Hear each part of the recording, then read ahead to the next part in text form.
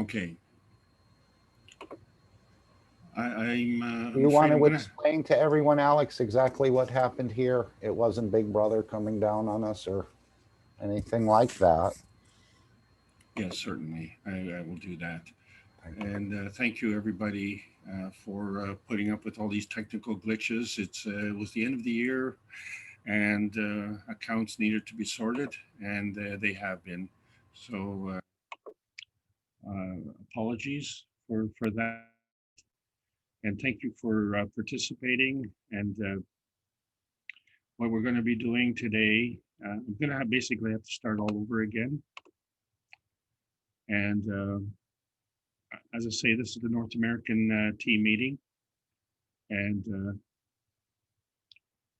we have an enormous number of guests from overseas, and I want to thank you all again. It was late at night, and it's getting later. It's later So, now. I was going to say, Alex, maybe we should just continue for an hour or so and not try to have a marathon here just with your teaching. And unfortunately, the other things will be brought back next week or so. yeah, basically, I think the most important thing is to get the teaching under the belt because we have to bridge between the thousands of hours of teaching from the Keshe Foundation and the 362 Knowledge Seekers workshops, which are moving ahead, and they're going into more advanced teaching. So we're all trying to figure out how to bridge this. When I wanted to thank Jefferson for the heartwarming testimonial tribute to Father Takao.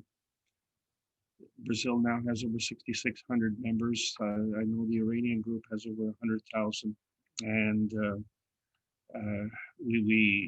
these two groups are leading the way. They're showing us how it gets done, how much organization is required, how much stick to itiveness, and as I mentioned, we have a tremendous leader in Canada here with respect to Rick Crammond, who's been here for so many years, and he's hosted for all 362 of the Knowledge Seekers workshops, and he continues to do that in many other venues. And so we are setting up these educational platforms. A lot of the people who are here today are viewing this as a ways and means of getting their own language organized. And so two functions are happening today. One is to introduce the Keshe Foundation Spaceship Institute, and in this joint venture with the Keshe Foundation Canadian Educational Group. And we will be looking to do that right across into the other avenues. So, but Mark, I guess I'm going to have to, because of the recording situation, I'm going to have to go through the disclaimer again. So please bear with me. The information and education material contained herein is meant to promote the general understanding and dialogue of GANTS processing. Such information is not meant or intended to serve as a substitute for a healthcare professional's clinical training, experience, or judgment. For patients and individuals, such information is not to be a substitute for professional medical, therapeutic, or healthcare advice or counseling. For medical issues or concerns, including decisions about medications and other treatments, readers, viewers, or listeners should always consult their physician or, in serious cases, seek immediate assistance from emergency personnel. Prescription information, procedures, and the use of medical devices information should be undertaken only by properly trained and certified medical personnel. We specifically disclaim any warranties, express or implied, including implied warranties of merchantability or fitness for a particular purpose. Such information is provided as is and is believed to be accurate at the time of its publishing, but it is the viewer's job to evaluate the accuracy of any information found in this presentation. Every case presented is of their own experience, applied by themselves for themselves, and it applies to their case only. Every person experiencing health problems should seek professional medical advice and consult their course of treatment with a doctor. The processes of plasma balancing described herein are a natural process which supports the body but does not replace medical advice or therapies one is already subject to. Thank you very much for that. This is the Keshe Foundation Spaceship Institute, Plasma Science Teaching. This is the intermediate level, following up on the 9 classes of basic teaching that we've had. Today, we're discussing energy transit. My name is Alexander. I'm from Canada. Welcome, everybody. This is January the 10th. It is not 2020, it is 2021. Who did that? Anyway, we're going to change that right now. Welcome to the new year. Happy New Year, everybody. So, this is the Keshe Foundation Canadian Plasma Education Series, which we are now the 4th session here. There is a progression from plasma transition. Today we're discussing plasma transmission. There is a difference. We have talked about basic neutron math, and we introduced soul rules last week.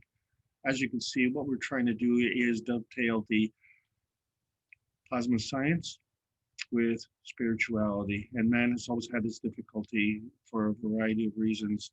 And now, thanks to Mr. Keshe, we have a path going forward. For those of you who are new, as I say, I apologize that you are, you need to know the terminology. And so that was intimately discussed in the basic teachings. It's very important to have terminology because that's how we discuss things. And it's hard enough in English, so when we do translations, it's even harder. And then we always have to learn about new terminology. We've introduced transmission, transition, and transmutation. So the plasma transition, we said, was along the y-axis. The plasma transmission is along the x-axis, and it involves rotation. And that's what we're going to discuss today, because that is fundamental to the dynamism with respect to dynamic plasma. And so this is how we move through a variety of dimensions. Mathematically, we call it geometry, but this is very much in the physical state. Excuse me.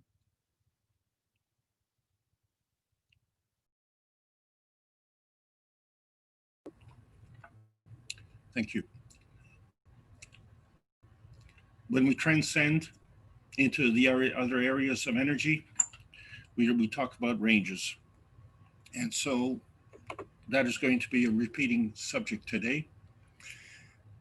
When we're discussing the plasma science, and again, please take from this whatever is convenient for you to teach others, because we're not only teaching students, we're teaching teachers. The creation of the universe is, as written in the Universal Order of Creation of Matters, the first book from Mr. Keshe. The universe exists from energy, and energy is always in motion. And so although we see one picture on the front cover of the book, we see that there's an interaction with other energies. And so this is what we need to discuss, is how this energy is transferred. So fundamentally, energy has a charge, but it is always in motion. And being in motion, we need to know the direction, and the direction of the flow is identified by either it's negative or positive. So the negative charge gives, the positive charge takes. But one of the problems that we have is when we're working on schemes too small, we're always giving and taking from ourselves or giving and taking from someone else. These are lowest forms of energy. And we have to understand that energy can be flowing or binding. So when it's a small scheme, it's binding, and when it's a large scheme, it's flowing. And we have the choice to do both.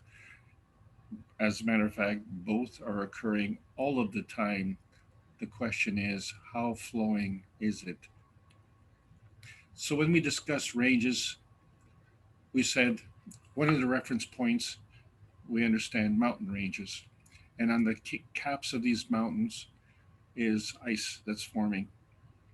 And it's always been kind of difficult to understand how come the ice is forming in the mountains closest to the sun, and the water is forming in the lakes and the valleys, which is farthest from the sun.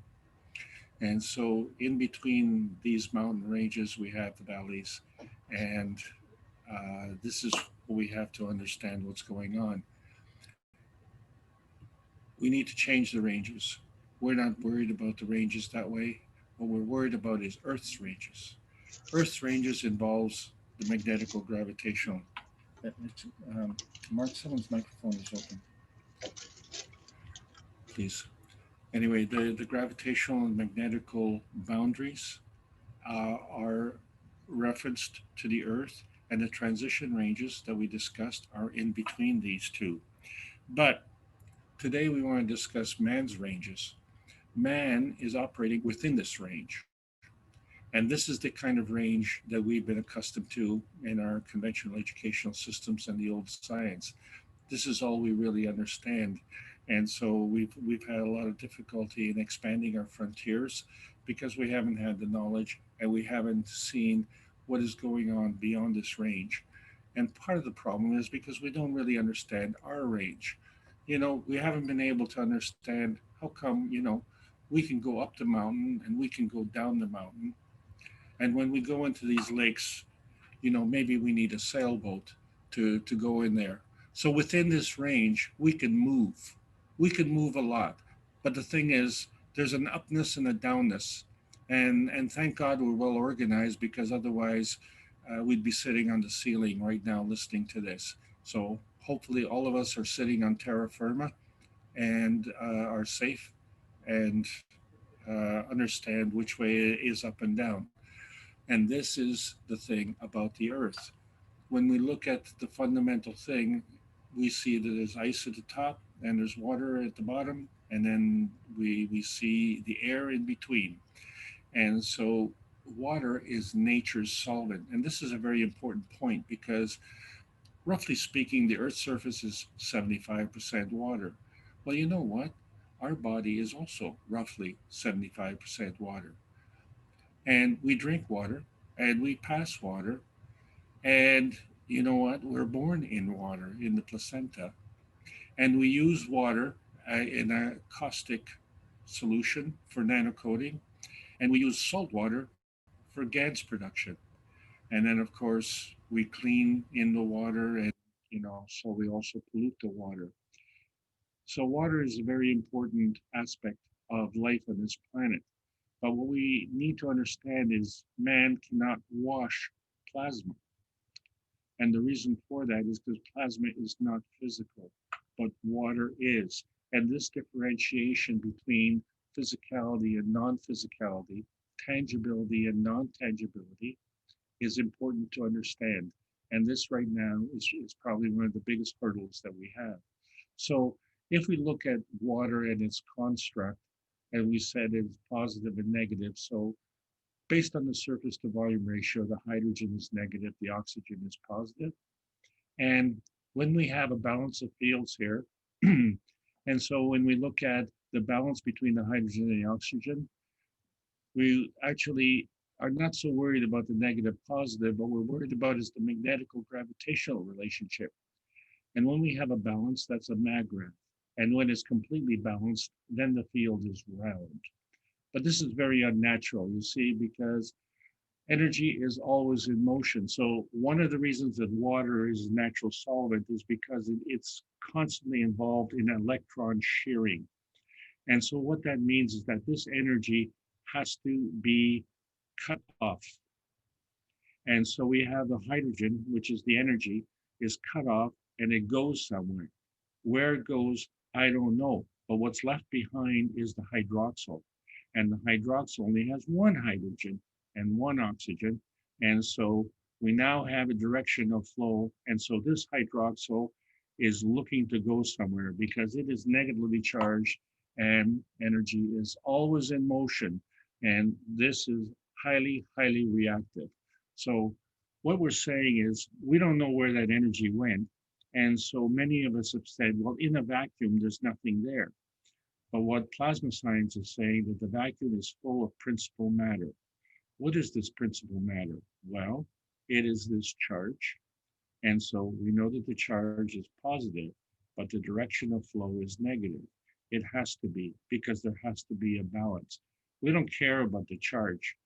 We care about the direction of flow. That's the most important thing. So what we've been doing on this planet is we understand transmission because we have transmission lines that are on telephone poles.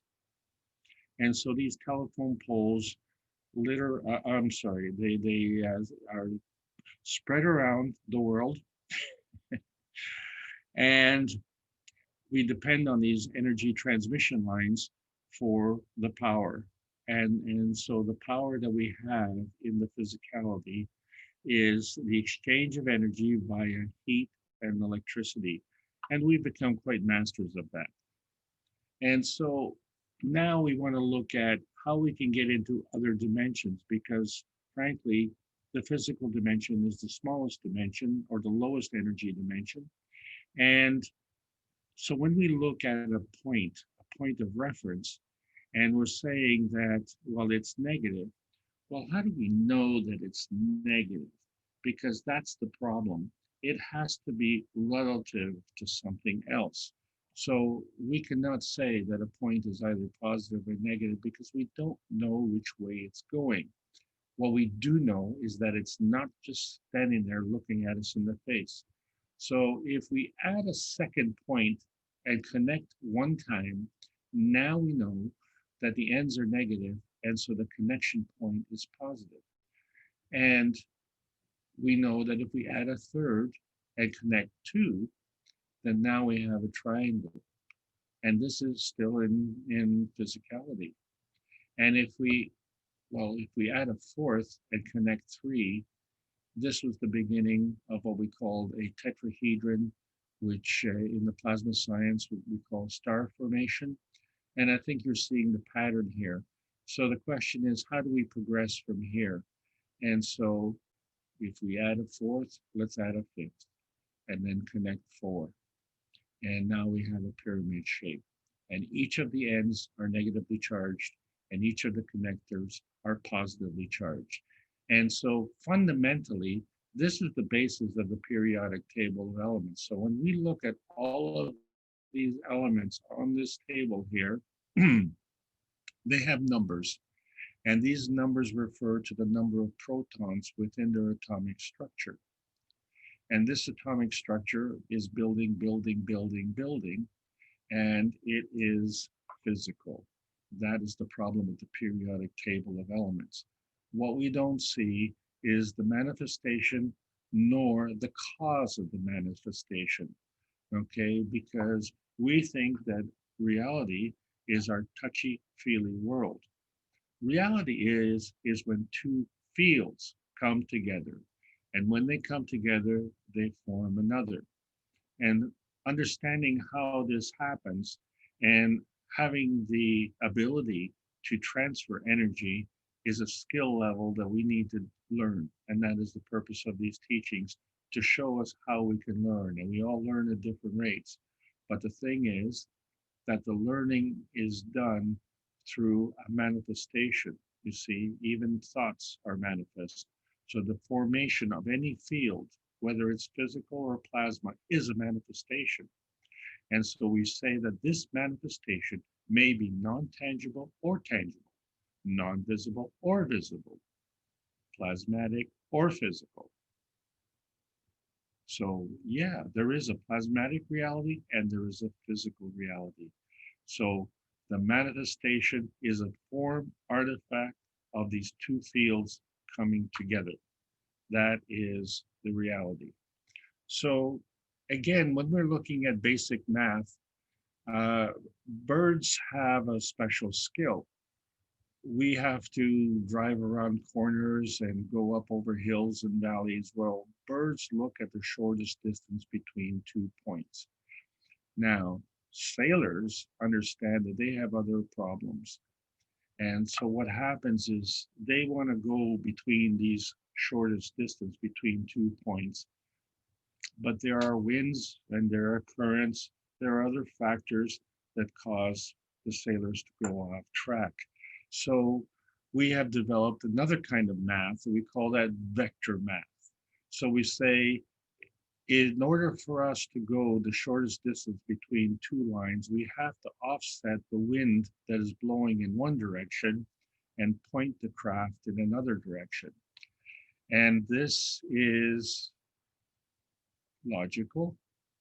And so we have a hard time understanding when we get into physics why when we look at the plasma math, what we're worried about is paths, links, and susceptibility. So the shortest distance does not indicate whether or not the path, the link, or the susceptibility is the factor. What is the factor is the energy exchange. And so when we understand this, and we understand that, and this is going back to the basic teaching that we had. So by introducing a bend in the road, we've created another negative charge. So that is to say, and I didn't draw it in, the in-betweens are positive. So let's look at, this is not a self-portrait. This is, yes, it's a gingerbread cookie, ladies and gentlemen. It looks like a man, and this is the range of man. And now that we understand how negative charges are formed based on surface to volume ratio, everywhere where we have a bend in the perimeter of this man is a negative point. And all the in-between points are positive.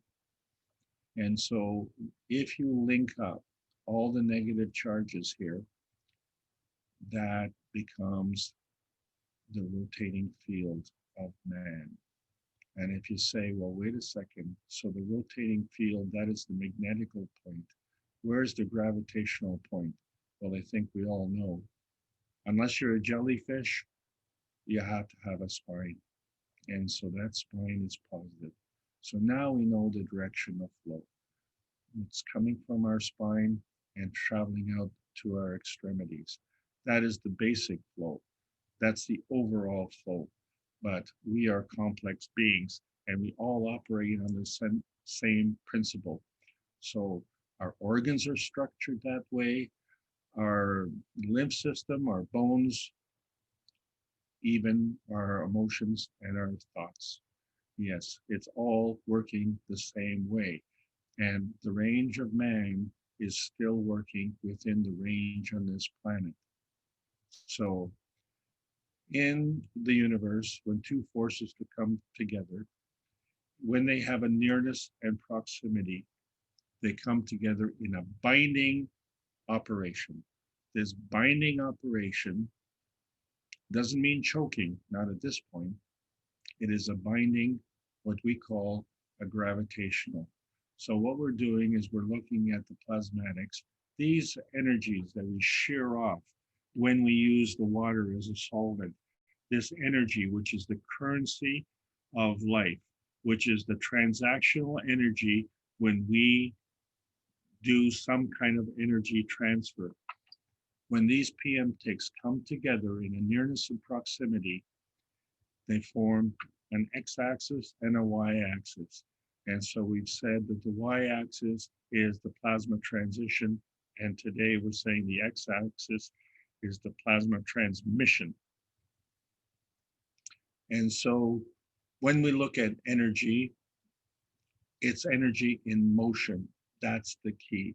So here is a graphic how the energy is coming together as two forces come together. And if they're going to maintain in a MAGRAV condition, which is a balanced condition, in other words, it forms a z-axis, now you have to be able to contain this energy. How do you contain this energy? It has to go in a rotating field around. And as you can see, the difference between conventional physics and plasma physics is energy is flowing in both directions all the time. So, however, different strengths. Yes, different strengths. But now, as we get the MAGRAV condition, it starts to become gravitational, and as such, it grows. And as it grows, it becomes a plasma. So this is how we are starting to attract energy and bind energy. So in review, when we looked at that hydroxyl and we said it was a hydrogen 1 and an oxygen 8, what we were really concerned is about the mass. And that's what the 1 and the 8 refers to. That is the mass of the hydrogen and the mass of the oxygen. And we are quite lazy in physics because we like to round it off to the nearest number. So when we look at the mass of the hydrogen, it's one and a little bit, and then look at the oxygen, well, it's not quite 16, but it's a little bit less. That's okay, right? It doesn't much matter, except for one small thing. That is a decision-making factor in creating this infinity loop. And this infinity loop is everywhere. It's in the total universe.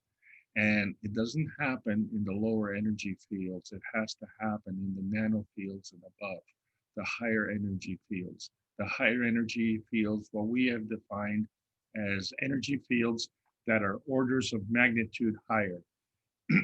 So when we look at the basic periodic table and you say, well, here is the mass of the hydrogen and the oxygen, what we're not seeing is the energy transfer, which is always in motion.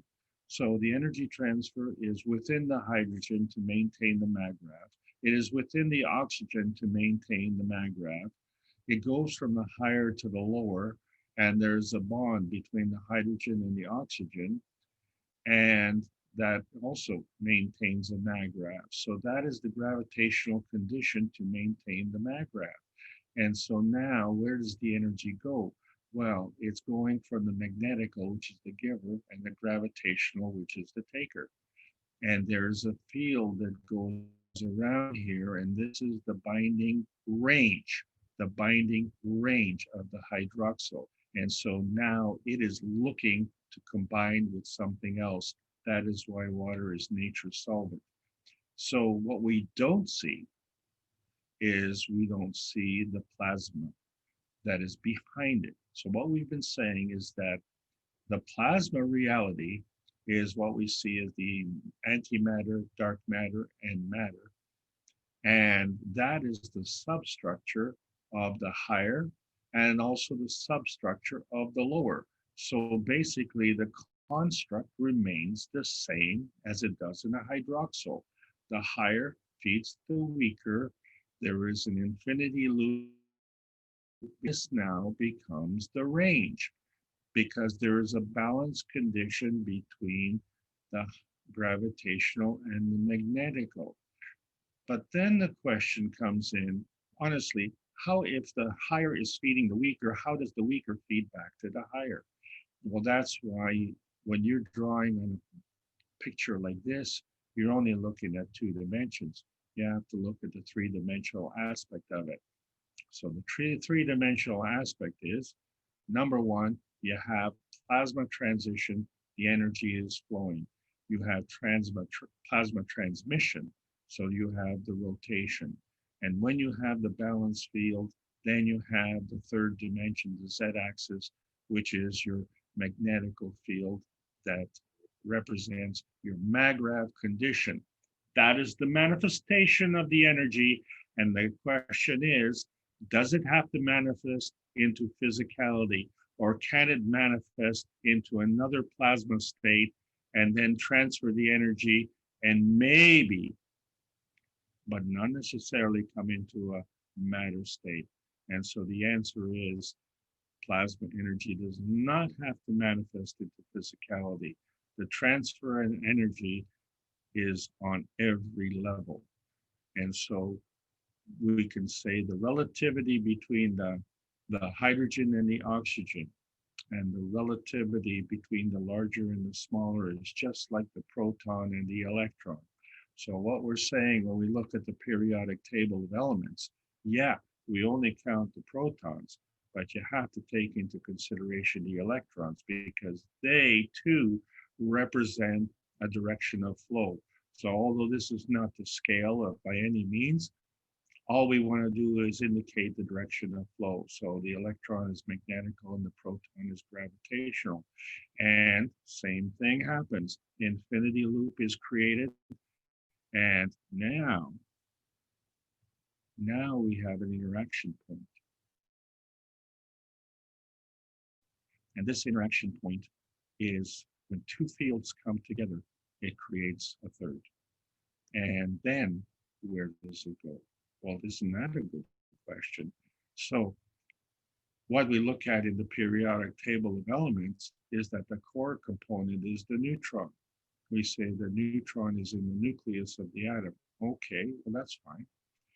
And we're going to discuss that more in a couple of weeks. But when we look at the neutron, let's look at the side view. And when I say look at the neutron, everything that you're viewing here, you cannot see. You cannot see the matter, the antimatter, or the dark matter because it's non-tangible, non-visible.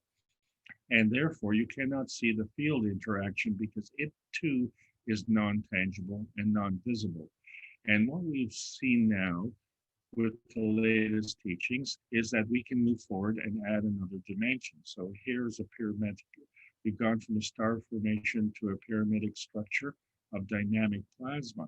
And then when we introduce that there's always an interaction with other fields, and this is what constitutes dynamic plasma. Dynamic plasma within the structure has to be interacting with something else. Life is interdependent. You cannot go through life without depending on something else. It isn't based on how much money or power you have. Life is interdependent. So the plasma, and we are plasma beings, we are always interacting.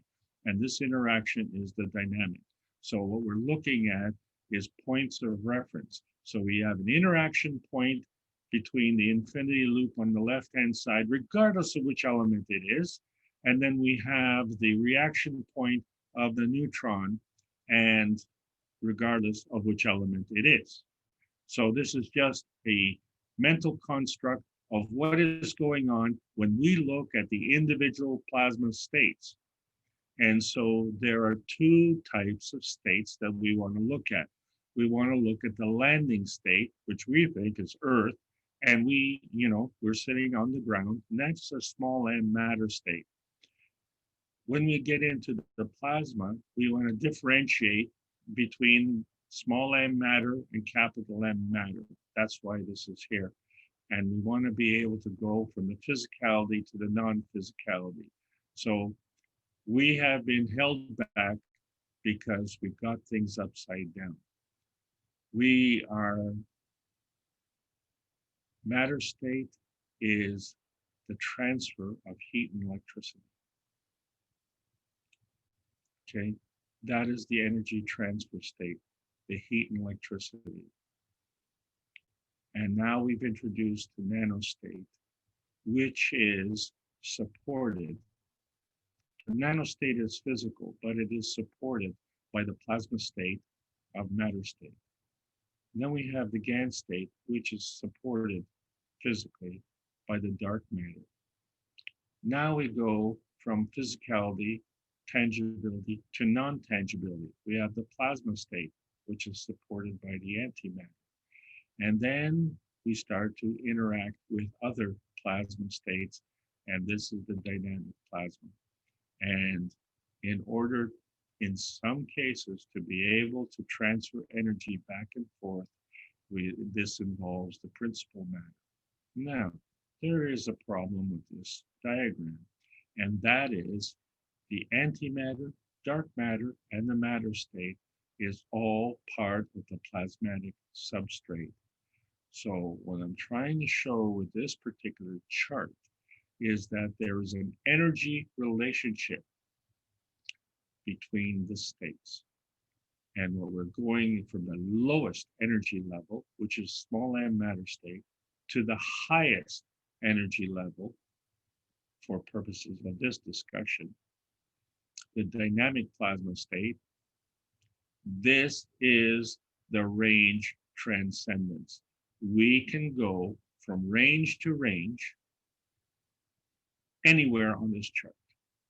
We can go from the bottom to the top, or we can go from the top to the bottom, and we can go part way, whatever way we want.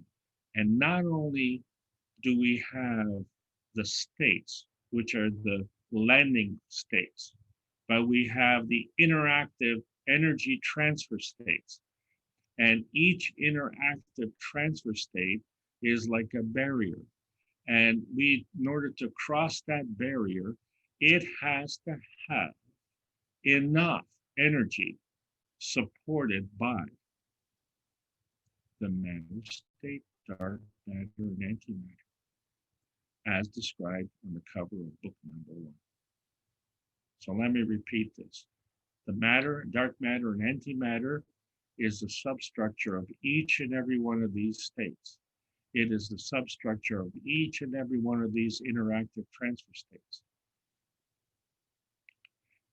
And is the substructure of tangibility. And as I say, there's no rule that we have the tangibility.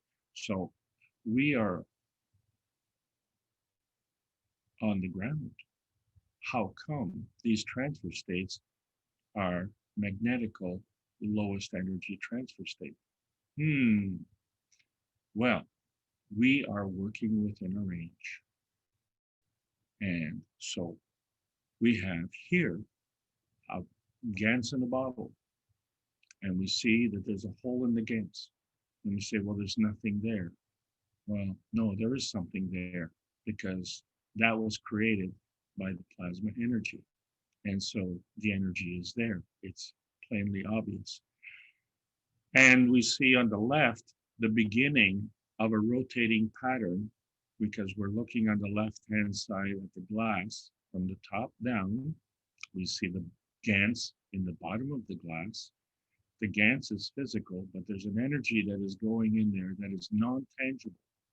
And this is the beauty of the Gans. It is straddling between the physicality and the non-physicality. And it is doing this at an extremely high energy level. In other words, many orders of magnitude higher than the physicality. Many orders of magnitude higher than the physicality mentioned on the periodic table of elements.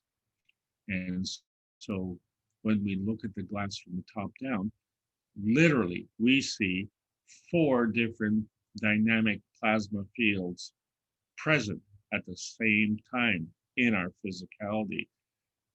So through the evidence, the form artifact, yes, we have a glass. That's physical. Oh, through the form artifact, we have the Gans. That's physical. Through the absence of evidence, we have a hole in the Gans. That's the plasma state. And what you're not seeing, but this particular reactor has been operating for 3 years, the dynamic plasma field that you can't see actually extends 20 feet in diameter or more. And so all 4 of these states are operating in our tiny little perfect world. What do I mean by our tiny little perfect world? Well, we're still only in the intermediate classes, but according to book number 3, we see that our universe, our little tiny red dot, and it is a red dot, is tiny. And there is a rest of the universe, which is beyond Earth's range. Not to say that Earth doesn't interact with it, but for our purposes on Earth, we are operating within Earth's range. And then within our range is where we have our physicality. So our range in our physicality is within the Earth's range in its physicality, which is in the range that you're seeing here, which extends across the universe. Oh my God. I just want to learn about the cup. Okay, so now we're talking about the universal order of creation and the universal order of creation of matters. These are 2 separate subjects because when we're talking about matters, we think in physicality, small m matter, but matter manifests whether it's in plasma or physicality. So how do we go from the plasma to the physicality? There is a link, the structure of light. Book number 2. Book number 3, Origin of the Universe. Oh, have we got things backwards? It seems like we are just concerned about the creation of matter. Now we're concerned about the origin of the universe. Well, you see, this is where the soul comes in, and that's what we talked about last time. So the soul is impacting our physicality, but the soul is also linked to a source, and this is where the teaching is going. So we've always asked, is it backwards or is it upside down? Well, it is backwards insofar as there's been limiting forces. But is it upside down? That is a question that is only pertaining to this planet because we are working within the range of the Earth. If we work in the range of the universe, we don't know which way is up. Every way is up. And we're going to talk about that more next week. But the thing that we want to see, which we can't see physically, so we have to imagine it and understand it, that there's energy coming in and then there's energy going out. And the energy coming in is coming from all different directions. And the energy going out is going out in all different directions. And then, in order to maintain this Magravh condition of this plasmatic state, we have to have a path for the energy to go. And that's where you have your energy transmission. It is rotating around. And as you can see, and we're going to discuss this next week, energy is coming and energy is going. Energy is magnetical and energy is gravitational. And these principles are applying to the various energy fields. So it isn't just on the boundaries, it's in between the boundaries, within the range, within the range. So, and the range that you see here is from the hole in the middle to the outer edge of this plasma. We're not even discussing the dynamic plasma at this point. We're just discussing the fields. And this is a representation of fields. So this picture, as I say, you cannot see. So we've already looked at the y-axis, which is plasma transition, because it cuts through the fields. But the x-axis is the plasma transmission because it goes along the fields, just like the telephone wires and the electrical wires that go along on the telephone poles. And then how big is the field? And so that is dependent on how much energy can be absorbed by the x and the y axis. And this also we're going to discuss next week.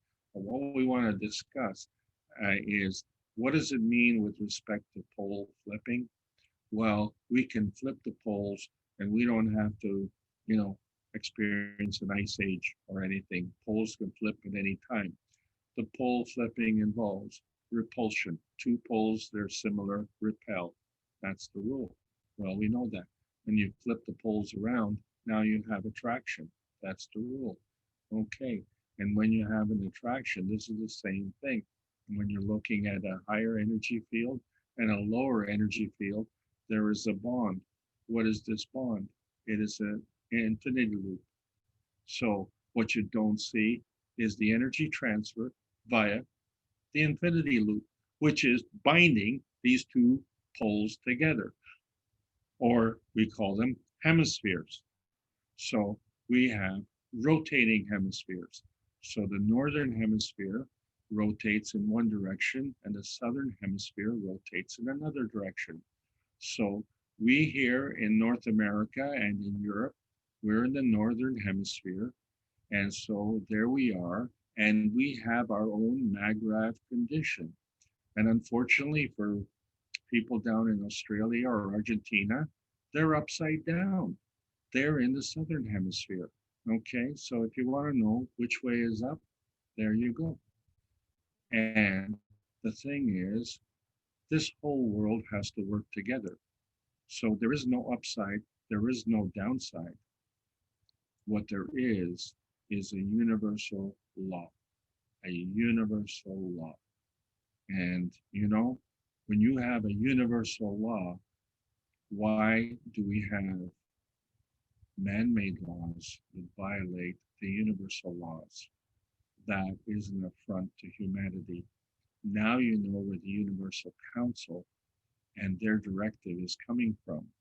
When you look at a Magravh condition and you see man's condition within that Magravh condition, That is our range. And our range, hello, our range is not restricted to this planet. Our range is restricted to our knowledge. Our range is restricted because we're restricted. You see, the mind is the builder. So we are self-restricting, and this creates a binding. So let's get an understanding of what this means to us and our point of view and how we operate on this world. So we have come to the conclusion in previous lectures that our soul is governing the dynamic plasma state, and our soul, another soul, is governing our plasma state, which is interacting with our physicality. Then we look at our physicality and we find that we have GANs and we have nano. But you know what? These things, GANs is a lie detector. So it actually reflects our emotion. So the GANs is connecting our soul to our physicality via emotion. So there are things that are wrong with this chart. So this is the first thing. We're going to change this. If the GANs is plasmatic and it's physical and it's connected by emotion, then the nanostate, which is physical, a plasma condition, and this must be also affected by an emotional. So let's make that change. If we have two souls, it only stands to reason that we have two emotions. Okay, so we still have things that are wrong with this chart. Because when we look at the capital M matter state, it is not physical, it is plasmatic. So that is not part of our visible reality. That is part of the substructure of our visible reality. And so the earth is not part of our matter state. The earth is something else. What is part of our matter state? So there's a change. There are two changes that we have to make. So capital M matter state gone from this chart. The small m matter state, definitely physical. Yes, it is. And our interaction with our environment, which is in the range between the magnetical and gravitational range of the earth, is our physicality. Here we go. Now we have two souls, two emotions, two physicalities. Really, these are the skills we have to learn. And the energy comes from the top down. So the dynamic plasma is gravitational and the lowest energy state is magnetical. It only stands to reason, doesn't it? Because the earth is gravitational. So when two opposite poles attract, that's why we walk on the ground and we don't walk on the ceiling. Now you understand. And we can go anywhere on this planet under normal circumstances, and we can transmit our bodies around this planet. We already know that we can transmit electricity.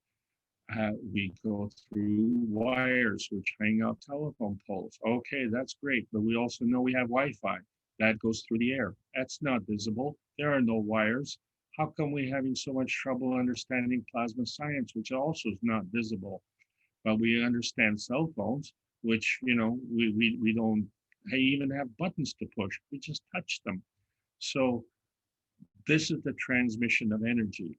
And because we can't measure it, we don't include that in our physical science. So things like love and courage, which you cannot measure, but you know it's there because that is energy that is being transmitted. Okay. So when you go from plasma state to plasma state, whether it's from the small m matter state to the dynamic plasma state, that is your plasma transition. But when you're going between the range, between the magnetical gravitational boundaries, that is your transmission. And so there we have the X and the Y axis. And how big is large? I don't know. We're going to have to find that out. Now we understand the plasma rules. Each of these states are a state because there's an energy increase by at least an order of magnitude. That's what makes it jump from state to state. And then the higher feeds the lower, but we also know the lower can feed the higher, but it has to do this in another way. And we're going to discuss that in other classes. And these energy states, the way we understand it, can be done through creation naturally or through decay naturally. So these are manifestations. So we say that the energy state changes, manifest through natural creation or natural decay. Now, if these energy transfers are within a range, then they are catalytic or non-consuming. This is totally different. Catalytic means that we don't expire. We exchange energy. Energy comes in, energy goes out, and we continue. It's kind of like this. When I give you knowledge, which I'm trying to do today, I still have the knowledge. I'm sharing the knowledge with you. So I'm not expiring. I'm not losing my knowledge by giving it to you. If I give you money that's a man-made construct, then I have less money. That is consuming. So the old science is consuming, the plasma science is non-consuming. If we understand that, then we can understand not only to transfer, but we can transfer higher rates in higher plasma states. And we can do this by many orders of magnitude. And so the fundamental rules of plasma. So we have states because the plasma absorbs fields. But these states have a range because plasma is also a boundary. It's also a barrier of fields. Now, here's the problem, and this people refuse to understand. And you fail to understand, you will fail to understand the problems on this planet. Plasma is bound to the ethos of the universe. Easy to say. Well, if the higher feeds the weaker, yeah. And the magnetical is the giver and the gravitational is the taker, yeah. So the question is, give to what and take from what? Within the maggrav condition, there is a flow. And there is an infinity loop, which allows it to flow back through a different axis and possibly through a different dimension. So who's to say? Well, it depends on the path. It depends on the link, and it depends on the susceptibility. So there you go. All things in combination. This is the rule of plasma interaction. There's a pushing and a pulling, and there's always a repositioning. And the repositioning is based on the magnetical gravitational relationship. And when there's a balance, that's a maggrav condition. So where the pulling and the pushing is balanced. And then energy is flowing. And the energy that is flowing throughout the universe is principal matter, which we call an energy pack or an energy parceling unit. It's a package of energy. But don't think of it as a bang, one energy. There is no big bang. Its energy is always in motion, and this energy wants to interact. It's looking for a way to interact. And when it has a nearness and proximity, then it interacts. Two fields come together and is the beginning of the creation, where you have the antimatter, dark matter, and matter coming together. When you have a balance, you have a maggrav field. And so when we look at the matter, what we talk about plasma matter, that's the PM ticks, which are the rays, the energy packs. They travel through the universe. What we see as part of the universe as the nothingness. Well, no, nothing is nothing. Something is always something. In our tiny perfect world, we have the tangible matter, but it is supported by the non-tangible matter, the principal matter, and the transitional matter.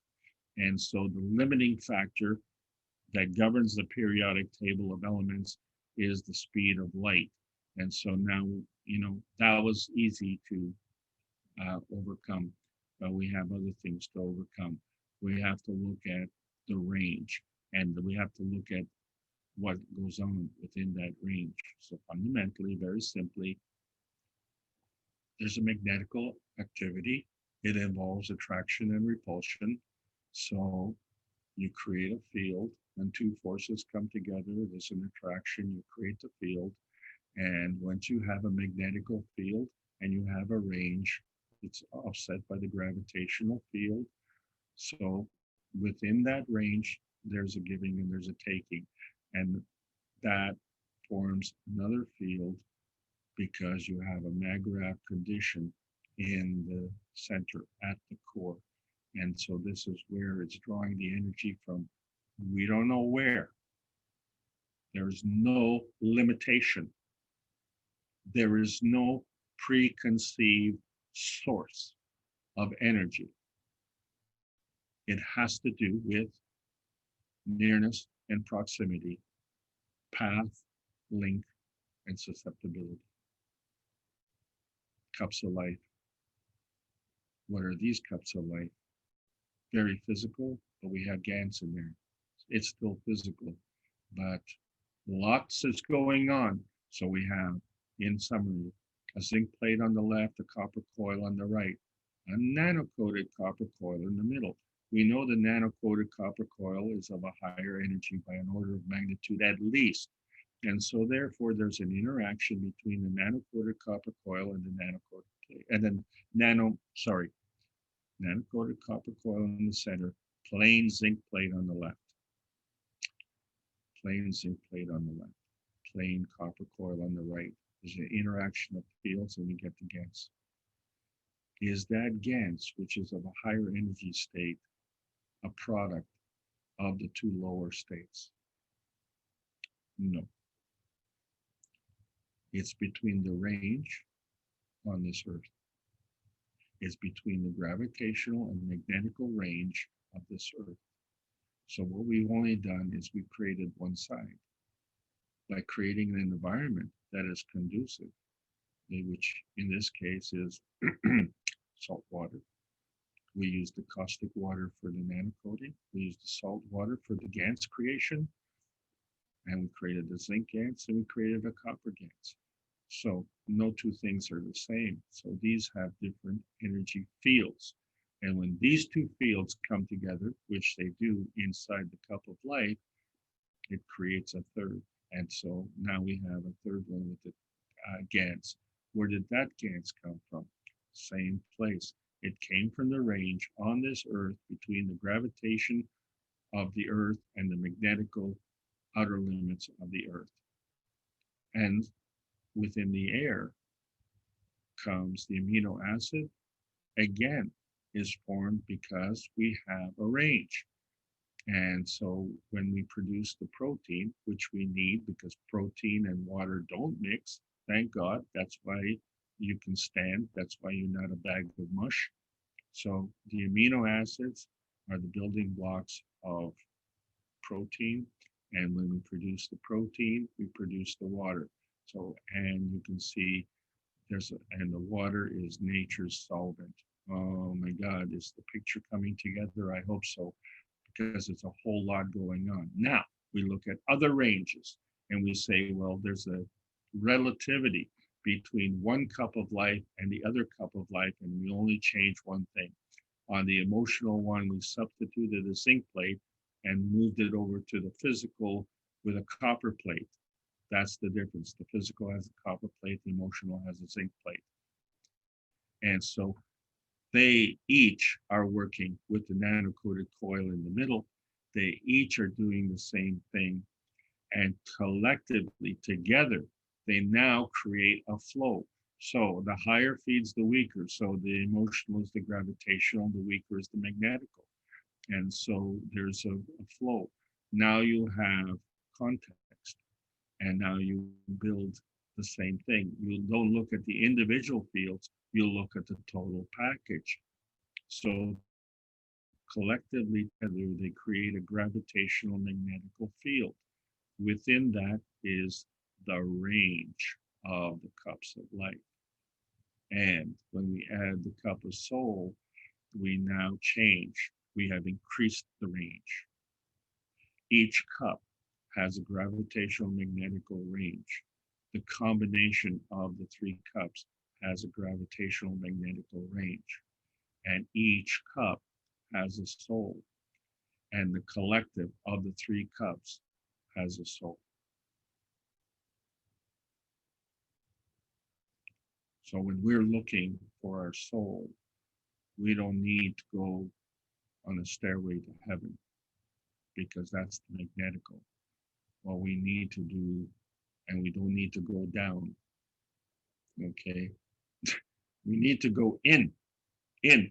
That's where our stability is. That's where we are most complex. And we are one of the most complex organisms on this planet. And so that's our reward. That's not a curse. That's our reward because everything else is less complex. And when it's less complex, it's less stable. So matter, small m matter state is physical. You can touch it, you can see it. Capital M matter state is plasmatic.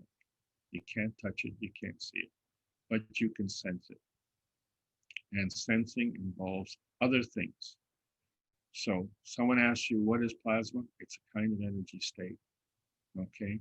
And then you can go off in any direction that you wish as a teacher. But the fundamental overriding rule, because the limitation on the physicality was the speed of light, the limitation on this planet is immorality. Plasma responds to ethics. Plasma does not work with a lack of ethics. Ethics involves morality, compassion, and courage. And so this is the universal law. This is the universal law of creation. And for those who think the man-made law will overrule universal law, we have a problem. This is where this becomes binding. So binding is gravitational, but you know, if you take an alarm clock and you have to, and it has a spring, and you have to wind up that spring, if you over tighten that spring, if you over bind it, it will break. But as we discussed last week, it becomes pain. And this is the thing that we have to learn. When we are in a self-serving nature and we self-serve at the other's expense. And so now we know on the northern hemisphere, we have energy and we have a southern hemisphere. So in the northern hemisphere, we have some schools that talk about the cross. And then we actually have other schools that teach about the double cross. And this is what happens. We have sickness on this planet. And so our range is restricted to this planet. And it's out of our hands at this point in time. So we have to stop doing the cause of the problem, turn our backs on the gates of hell, and move forward. And we have to understand that all we have to do is change our point of view, go from this extreme energy binding, and maybe go to an extreme energy flowing. And this is done very, very simply. We still need to be self-serving, but not at other people's expense. We can enhance others. So through this lecture, through this class, I am hoping that I am enhancing your knowledge. And I'm not doing it at my expense, and I'm not doing it at your expense. And it's not costing me anything. And I'm proud and honored and happy to be able to do that.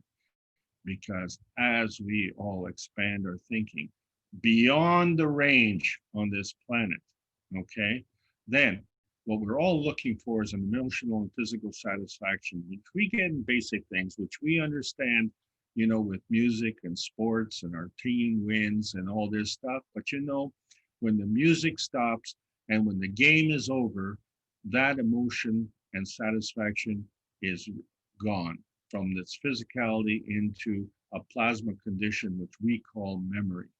And so this satisfaction is earthbound. And we want to see, can we get this satisfaction spacebound? Well, we have a new science. It's a plasma bound science. And with the universal body enhancement units, we can have emotional and physical restoration of our vitality. And we can do other things. And those other things are one, to eliminate the mass confusion that we have in this planet when we understand our position of our soul. And if we understand our interaction with our soul, this is just basic teaching. That's all this is, because we have a lot to learn. But do we have to be, scientists? Everyone on this planet is born with this knowledge, because everyone on this planet is connected to this planet and through the source. It just depends on our skill level and our point of view. So those who are engaged in minimizing the soul or in establishing qualifications, you know, you are excluding, and you cannot exclude people from life. Life is for learning, and everyone has that opportunity. And by universal law, you have a right to look after your own self. There is no man-made law to overrule this. What there is a difference between tangibility and non-tangibility. We have a material enhancement unit.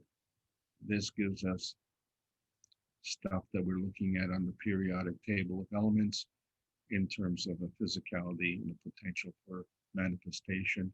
What we're looking at the body enhancement units is a restoration of health and vitality in many different ways, non-invasive, just connecting the soul to the source. And we are the intermediaries. We are the messengers of peace. What people have to understand that if you want to entertain plasma science, you have to entertain peace. There is no other way. So we are delivering plasma science in exchange for peace and friendship. Thank you so much for listening. This is the end of this lesson. See you next week.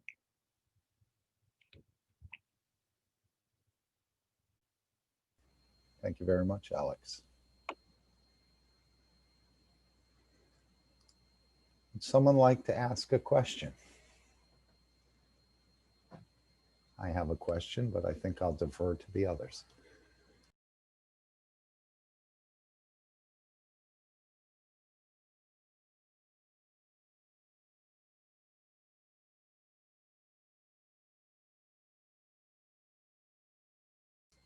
All righty. Alex, if you go back to the configuration of the plasma with the principal, transitional, and matter state fields. You want me to go back and share the screen? Mm-hmm. Okay.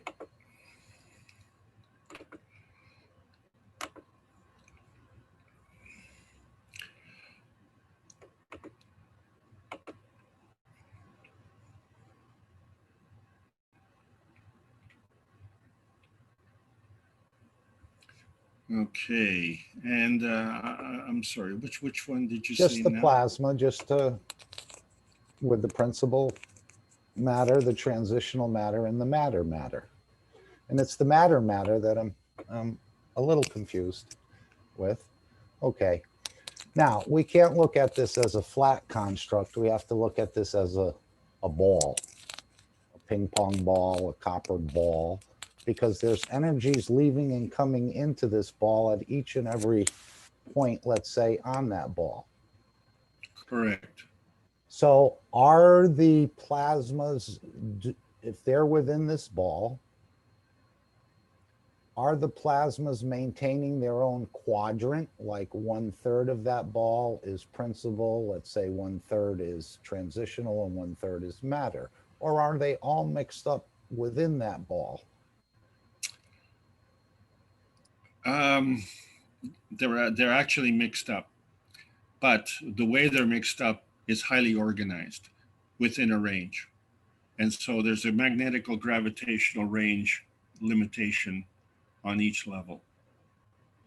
And so actually where's the other one that I wanted to show, which is going back, and this is, we're going to discuss this more next week. So in the matter part of it, there's really no matter in the plasma. It's just fields Oh, that no. could become matter. Oh, yeah, there is, but it's non-tangible. Are you seeing this screen? Yes. Okay. Yeah.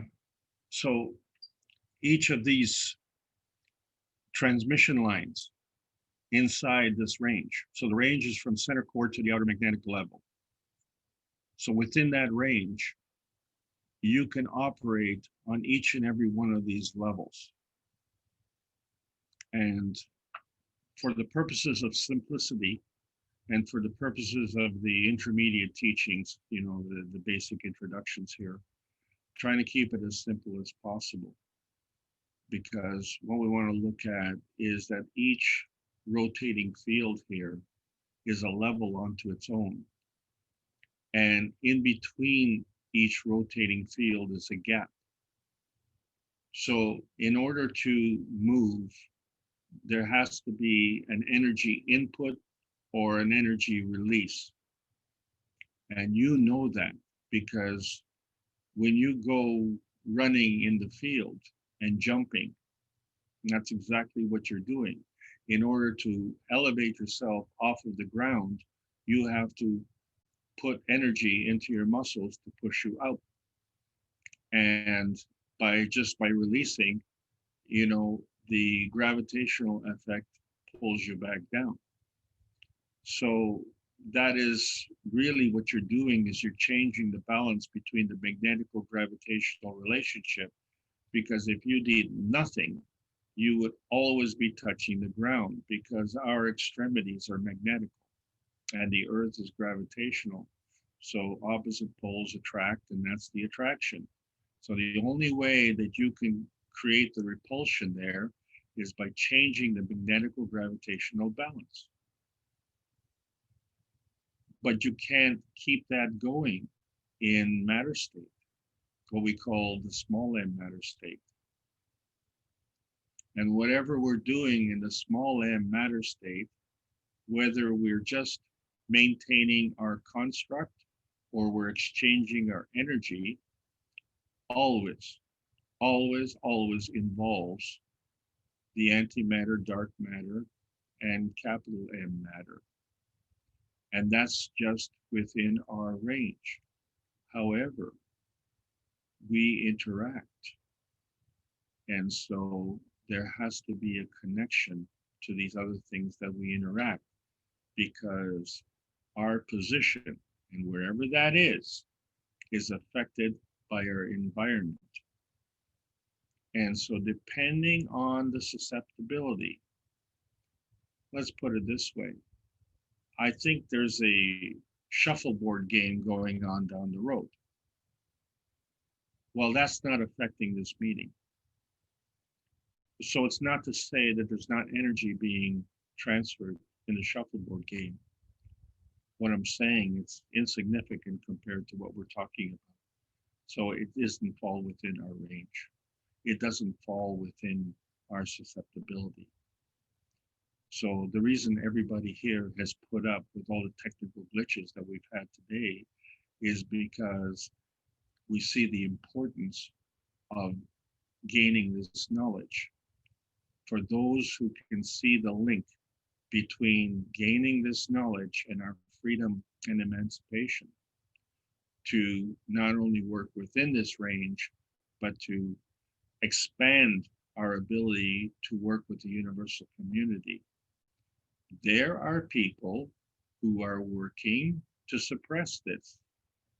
There are people who sell out to the highest bidder. They are selling out a universal law for a man-made law. They're exchanging the universal energy for the man-made energy, which is money. And money comes and money goes, but the universal energy always flows. And once these people find out that what they're doing not only is self-serving, but it is self-serving until their purpose has been fulfilled. And at that point, they become expendable. We call that garbage. But when it becomes expendable, then it has to come, then come the consequences. The pain that was inflicted comes back. Okay, why? Because there is a binding energy that is in there from energies that they have stolen. And they have stolen, knowingly or unknowingly, because if you take from someone else, that energy has to go somewhere. So now it's yours. How do you keep it? You put it in a rotating field and you want to keep it. But what's going to happen now? Is it going to interfere? No, no, no, no. What you have to do, you put it in a rotating field, and maybe, maybe it just here. How about we do this? We just take a little, a little bit of pain that was inflicted on somebody. Okay, a little bit of pain. There we go. I'll get it. Nope. How come I can't get it? Trying. Let's see if this works. There it is. Or how about here? Oh, maybe that's, maybe that causes a rash or something, or maybe this causes a little pain in the stomach. I don't know. Each of us experiences pain differently. It depends on our interaction in our fields. That's why, everybody's case is different. You see, the physical manifestation cause is the same. The actual manifestation and position of it is different for everybody because we all interact with energies differently, and we all have energies and environments that are different. There are no two people in the same place at the same time. And Herman Weil said the same thing. There's no two particles of energy in the same place at the same moment in time. So if I'm going to sit in your chair, you have to move. So I have my chair, you have your chair. Okay, well that's fine. But what am I doing in that chair?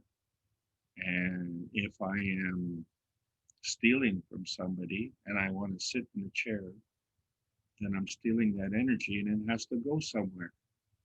And I can't throw it away. There's no way to throw it. There's no dumpster to come and take it away because it's confiscated. It's taken against the universal will. It's broken the universal law. The universal law is energy is always in motion. The universe is a benevolent place. So it gives as much as you need unconditionally. So where do we get off on making conditions? How about this? I'll only give you half a lecture. You figure out the other half. I have, I have a desire to share the knowledge with you. And so that is what drives my responsibility. And no one tells me what to prepare. And, if I do a bad session, I'm the one who knows it. So that's my problem. But if I give you knowledge, I'm not losing that knowledge. I'm sharing it with you. And like I said in another class, I'm self-serving. believe it or not, by being able to teach like I do, because you allow me to be here, it helps me. It's self-serving to me. It's healing to me. So how is that helping you? And that's the point. I know what I'm doing. I'm sharing whatever knowledge I have, no comment on whether it's a lot or a little, but it's helping me. Now, if you take that knowledge and it helps you, that's a bonus. But how I interpret that knowledge giving, how I interpret that knowledge giving is not dependent on you and your taking. My benefit is based on my giving. Your benefit is based on your taking. And you have to keep it going. It doesn't Very stop. interesting that as you teach, I thought Mr. Keshe says you become part of all the teachings somehow. No, we are all the team. We have it. Our soul already has it. You didn't get here like stupidly. Okay? You have the knowledge. What has happened is that the ways and means that we've got here has been supplanted by man-made artifacts, which are bankrupt. We have a bankrupt morality and a bankrupt financial system, and now we have a bankrupt society. And you wonder why. Okay, because we can discuss that at another time.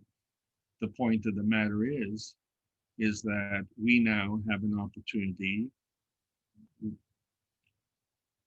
a unique opportunity where we not only understand the source of creation and how things are created, but we can extend our knowledge, and each of us individually can go at whatever rate we want to.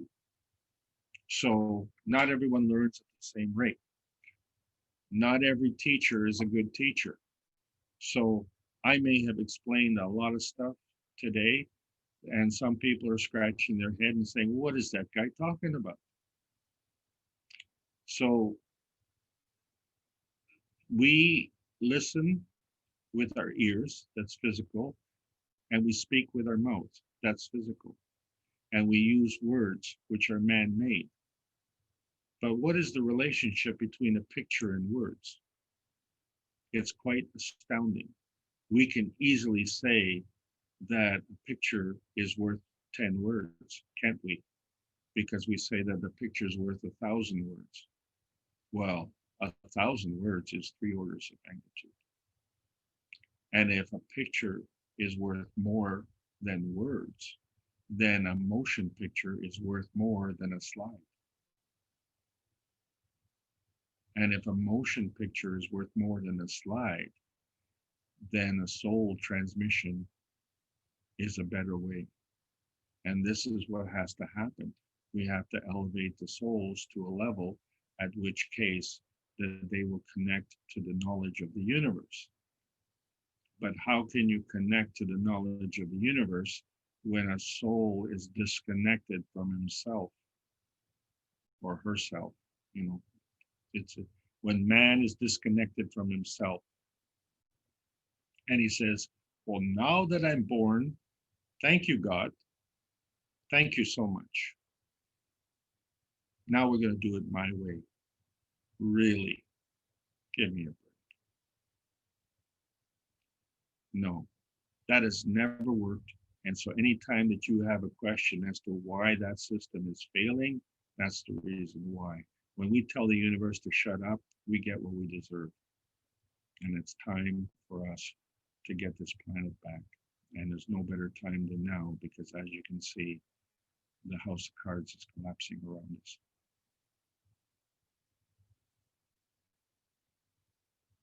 And as you look at these rotating fields, and I talk about the energy transfer states in between these fields, in between these rotating fields, I'm asking you to do the same thing, read between the lines.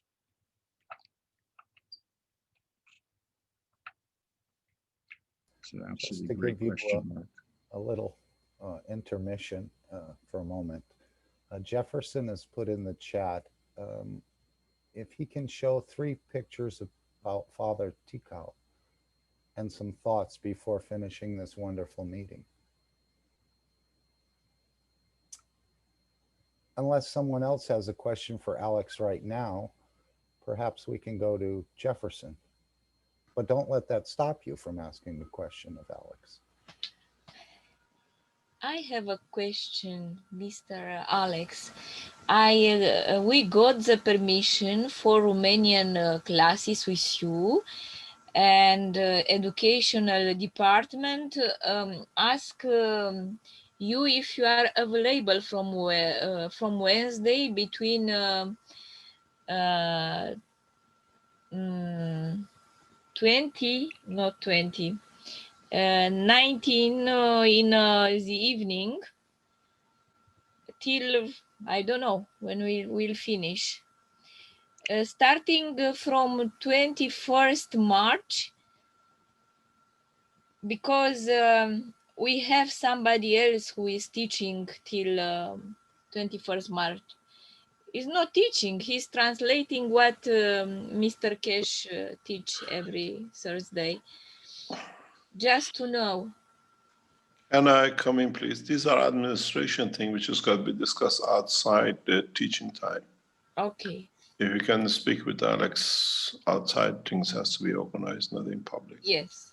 Okay. Okay, thank you very much. Yeah. Thank you very much. I know the next Knowledge Seekers workshop will be 363. I was thinking that adds to 9, but it doesn't. It adds to 12. So forget that comment. I was thinking maybe that's something extra special. Well, it is because it's all the hours on the clock, isn't it?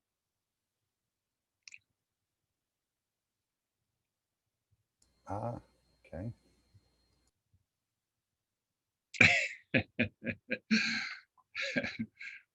Okay, you know what? Thank you so much, everybody, for listening. Organize your questions, and you know, we're going to do this again next week. And you know, the best place, put them in the chat, and you know, while we're talking, and then you know, we can call them up and work with it. I hope you.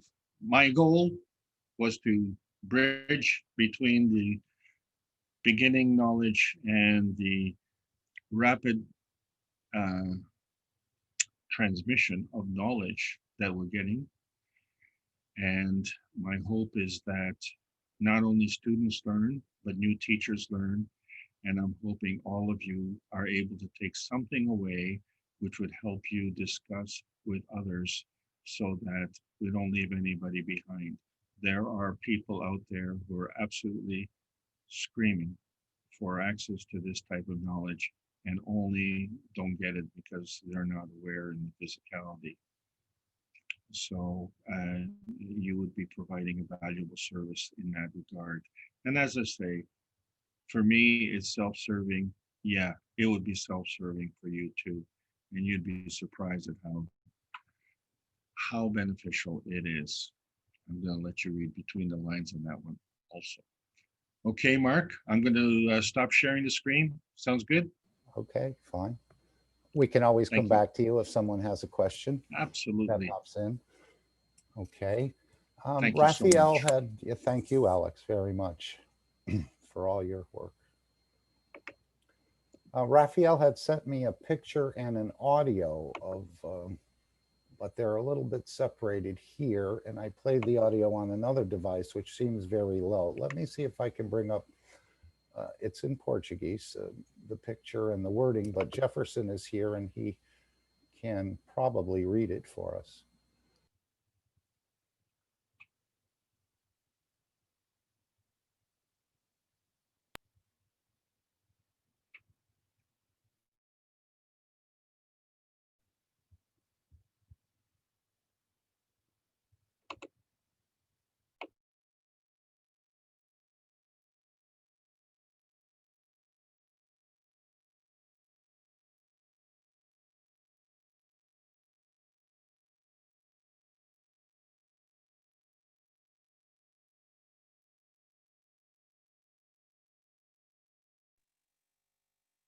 Okay, Mark, I'll be here as much as you all need. I'll be here. Can you see the screen? No, only gray. Okay, let me try again. How about now? Are you able to see Father Tikal's picture? Just see we're this able- North America team. Okay. We're seeing right. your screen, Mark. All right, then. Sorry about that. It did show it was sharing. Why, I don't know. But Jefferson, if you would like to add anything, you said you wanted to show some pictures. Feel free to share with us. Okay. I don't know exactly how to do this with my cell phone, but I will try if you allowed me Yes. to share here.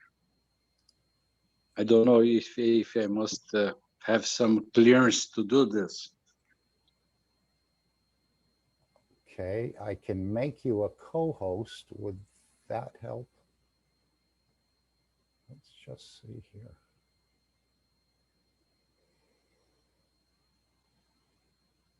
Okay. You just I'm not seeing you in the list for some reason.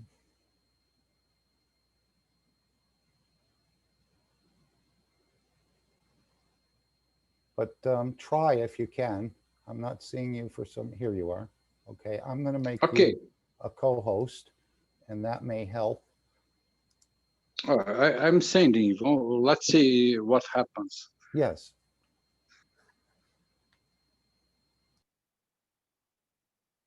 Did you receive a picture? I see your picture on the screen. In the chat, you mean? Yes, Or- just sharing and the green arrow that's in the middle of my screen here. Okay, I think you have to bring up the picture and then share. Ah, okay, understood. I've tried this.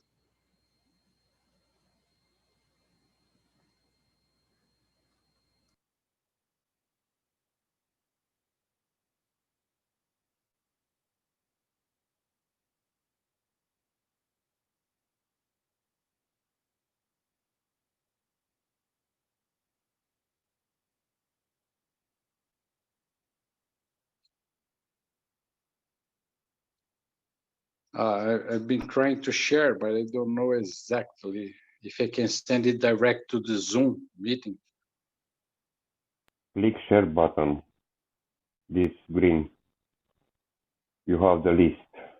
Choose the photo, it's in top.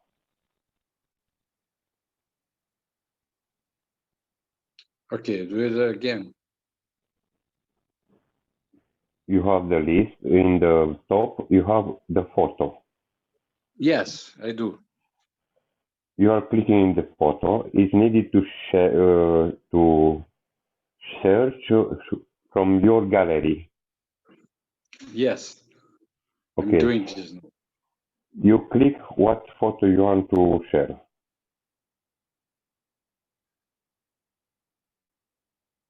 Thank you, Dan. Yes. Yes, There we I go. have done this. I don't know whether it's Yes, we see it. connected or not. Yes, it is connected. Do you see this picture? Yes. So, this picture, the day that Padre Chicão passed over or passed away, I went to to his funeral, and I gave this blue orchid to Barbara.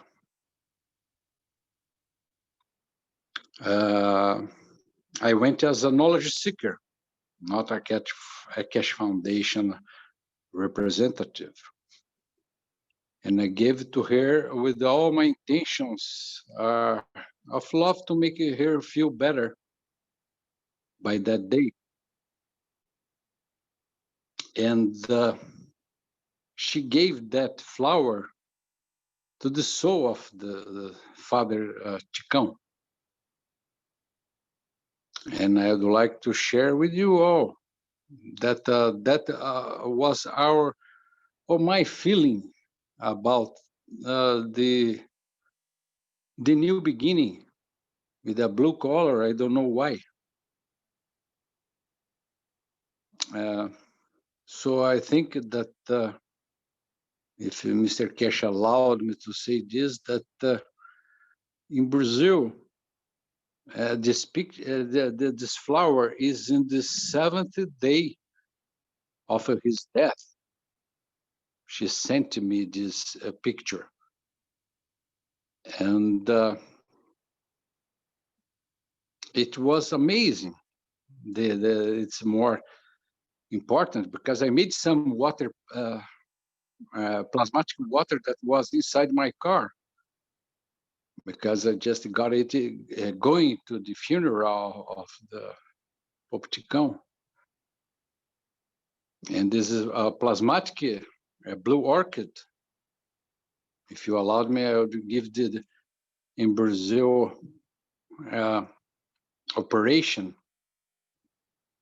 You could have the blue orchid as a Keshe Foundation teaching, and interacted with this church, interacted with so many souls that they are waiting for this. They are willing for this. The excluded, they are waiting for this. So thank you very much. Is there another picture as well? Yes, I will share another one.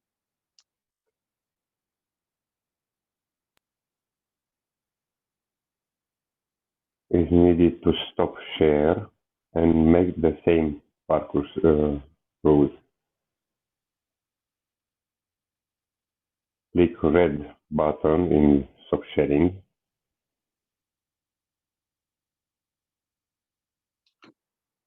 Okay, understood. Thank you, Dan. Thank you very much. I'm not so familiar with this. You're not alone. That's everything. We communicate with each other, but so I give another one. We just had it. Yes. Just had it up there, but now it's not there.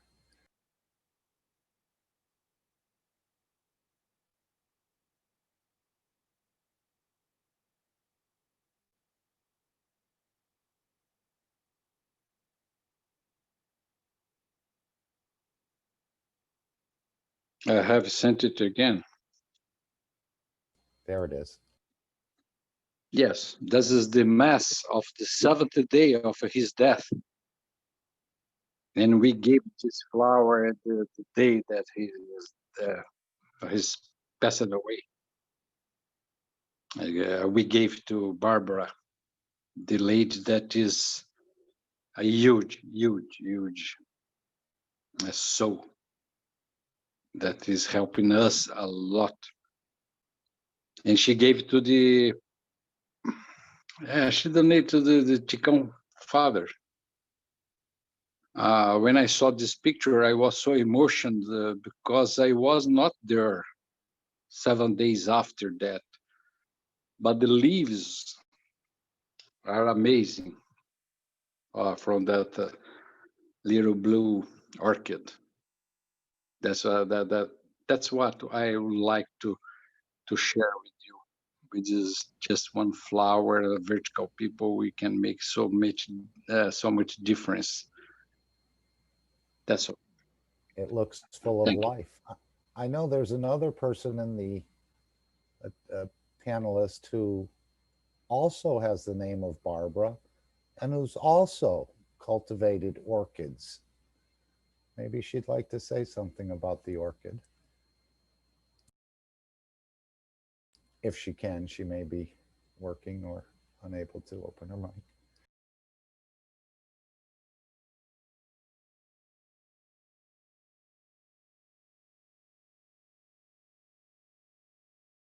But I was very impressed when we had the Radio Vision and Mr. Keshe gave a teaching there, and it came to me that if this sort of teaching was in the church or the temple or the mosque, I'd be there consistently.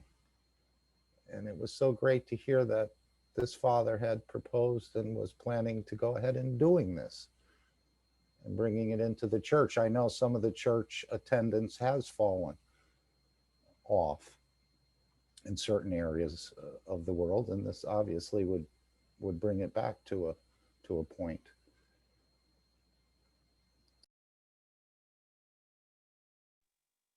You know, Mark, as Jefferson again, there's a huge soul movement happening here that it cannot be detected or stopped anymore. You're going to make it very fast. And I'm not saying about Brazil that I said that the last one nation or one race in one place, that they were going to make it all together. We are receiving the same plasmatic field from the university and from inside the inner core of our planet. You know? And I have a question to Mr. Keshe. I have made some modification in my 5-cup set, and I left at the middle without anything. So I could understand how we can disconnect the soul of physicality from the physicality, and they both interacted with the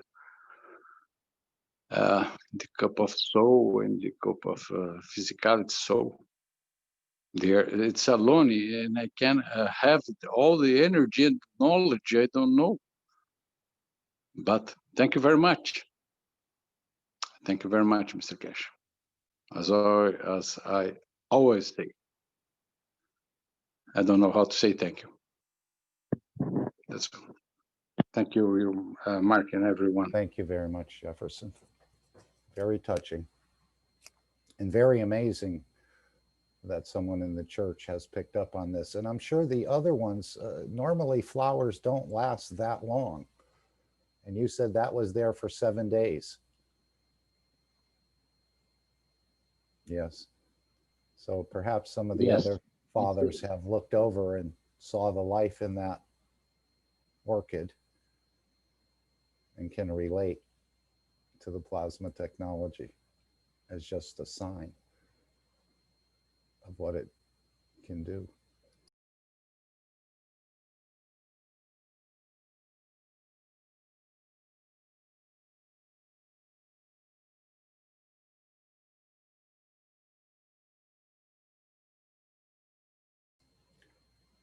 Like I said, Raphael had sent me an audio, but I played it on another device and it seemed awful low. I will try it one more time, but if anyone else would like to make a comment, we have 57 people with microphones. I'm sure someone has something they'd like to add that would add to the knowledge.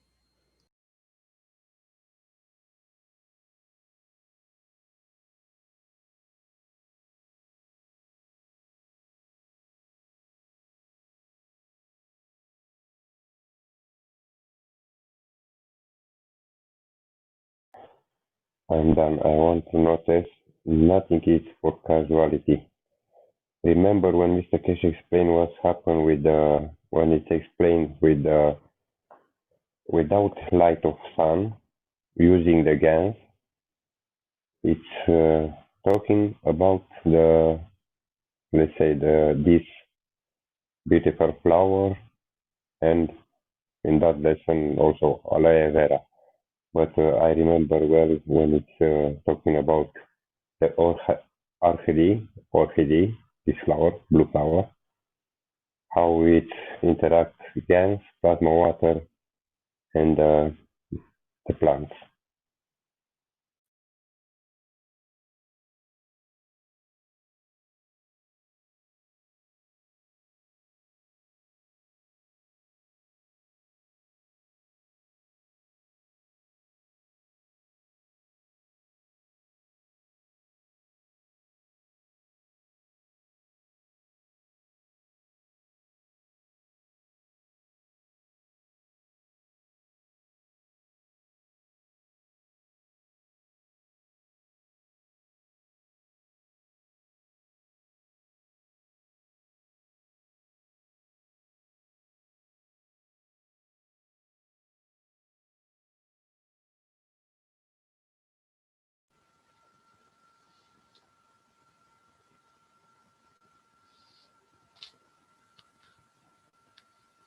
I have a question to all of you.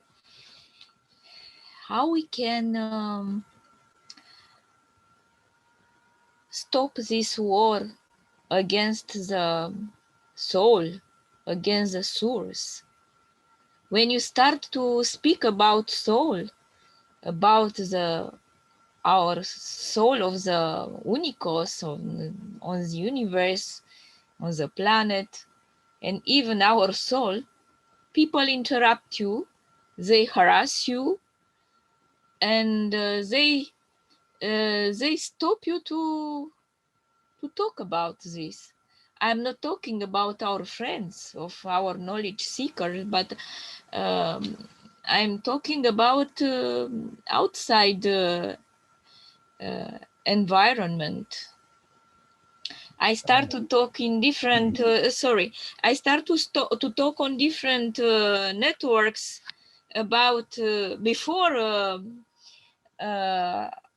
meeting you, and people just don't care, and they stop you, and they behave without manners, and myself, I don't scare of such people, and I continue to speak and to talk and to write and to do what I have to do, because this is my mission on this earth, to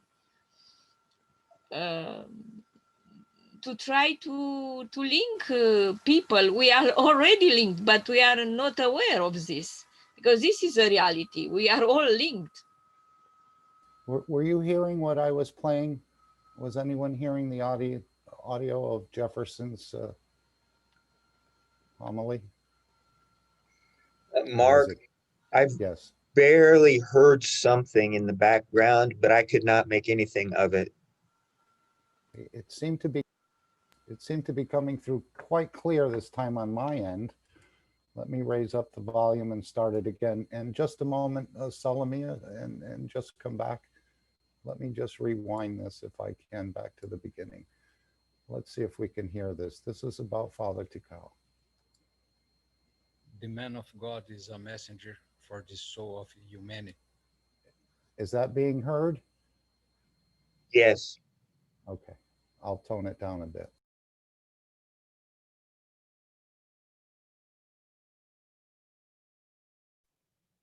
No, don't tone it down. That was just a good volume level.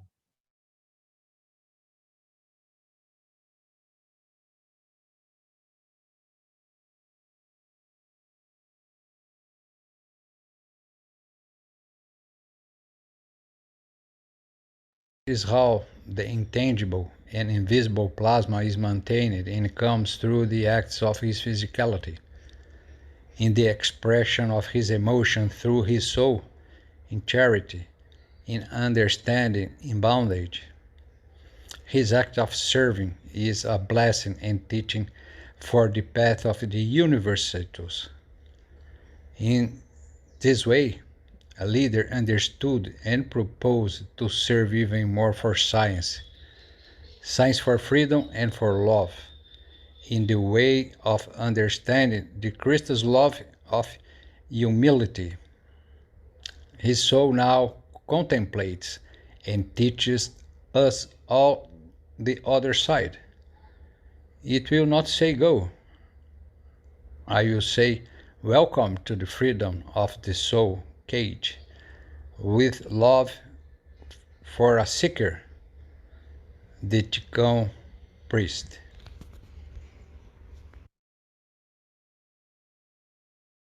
And I think there's one more, if I can bring it up. I don't think it's the same one, but please carry on while I get this loaded up.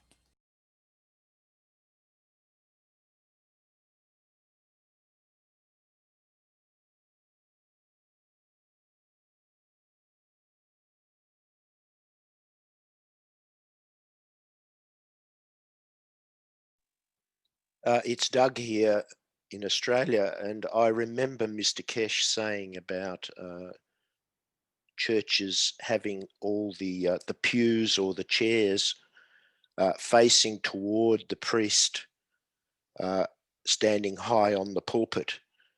But to really make the churches viable, they ought to turn the chairs around to face the door, so that they're welcoming and ready to give to anybody that might come in the door. And I still remember that. Anybody want to comment on that one?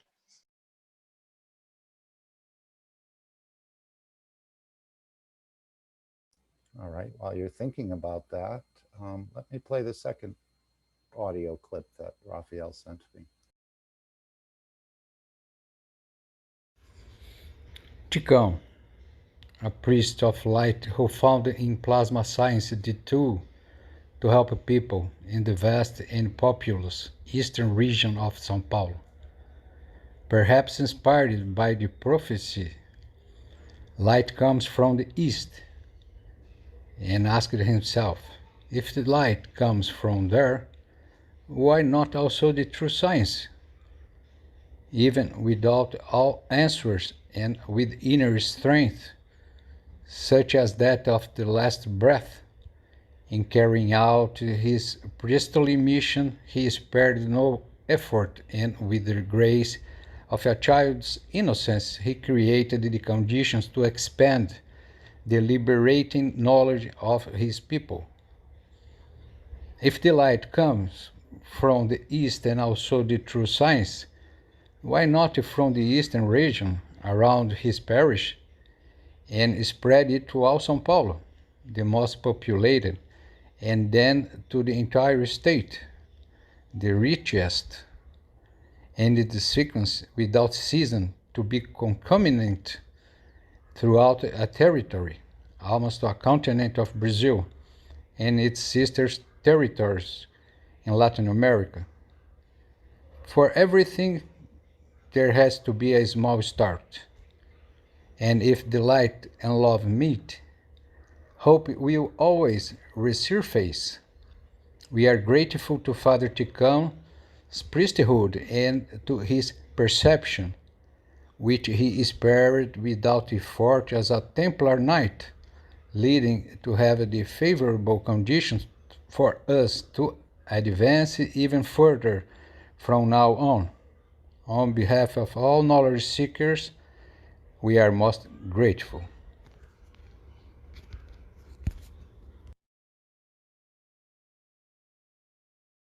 Okay, those were the two clips. Sorry, I couldn't show you the picture, but it doesn't seem to want to move over to the screen. It's me. Most likely it's not the arrow, it's the Indian, as they say. But a great work that'll continue on, and I'm sure on the soul level, Father Tikal will be right near you and guiding you. And for the rest of us to absorb what you're creating there and to multiply that into other areas. So thank you, Jefferson. Thank you, Raphael, and all the Brazilian stars for all your work you're doing. As Alex said, they're showing much of the way for the rest of us. Anyone else would like to make a comment? And then we'll go back to Solomia, if we could.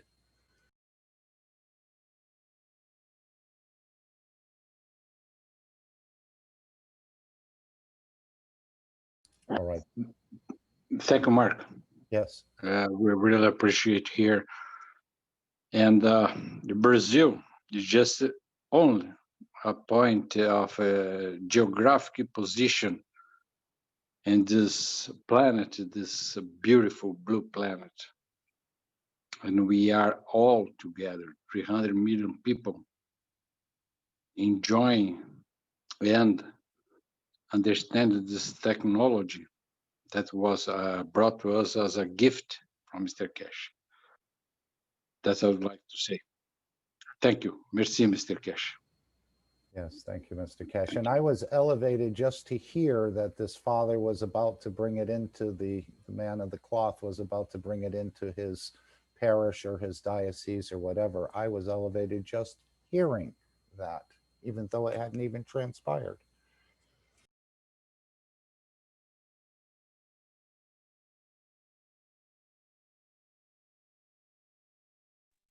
No perspiring at all.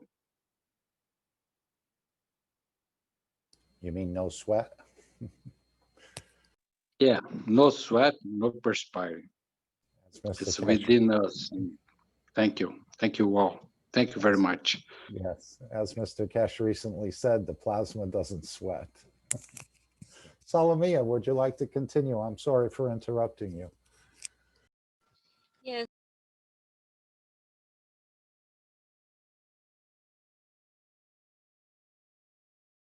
We're not hearing you, dear.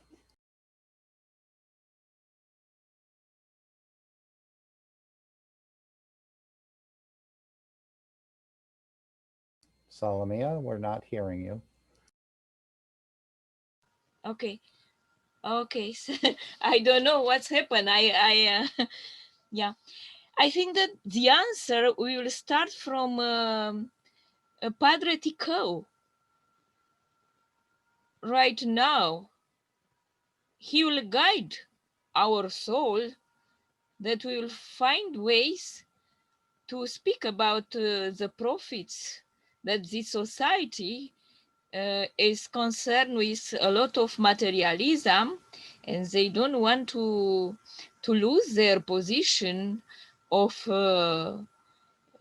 gaining and profiting, abusing, exploiting people. This is true. For this reason, they are not interested on the soul and to learn about the science of soul, the science of plasma, which teach us that we can have everything. We can have abundance. It's because of the societal model, which is obsolete. I was struggling all my life to find a societal model which give us all opportunities and allowed us to develop ourselves, our personality, and to elevate our soul. And finally, I found this science of plasma, and priest Tikao also found it, and he lost his life. He sacrificed himself for this noble mission. I feel like this because not even in religion area they are not interested to know about the nature of the soul. They talk about something they don't know what is it, and if you start to talk about this, they don't listen. So even in this area, which they are their object of activity is the soul, they are not interested to know about the truth about the creation of the universe. And my question was, what we have to do, because we don't want to lose our life like Padre Tico, like our beloved scientist, plasma scientist from Iran. So we have to do collectively something to stop this, to stop this, these people which forgot about the soul, and they use only physicality in order to gain and control, because they have enough what they want. 90% of the richness of this planet is in the hand of 1%. And so they have what they want, but they want to control us. They want to control our physicality. And now they want to control our soul. This was my question. And I hope that Padre Chico will inspire us. And he had the courage to confront and to pioneer this work in the Western poor countries.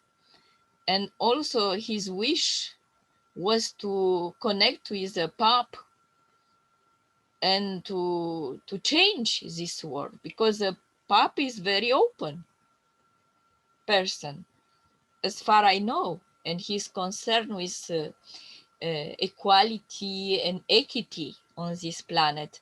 And I think that he will be happy to know and to learn about this plasma knowledge, which give us an instrument to make peace on this earth and to make peace between religion and between science.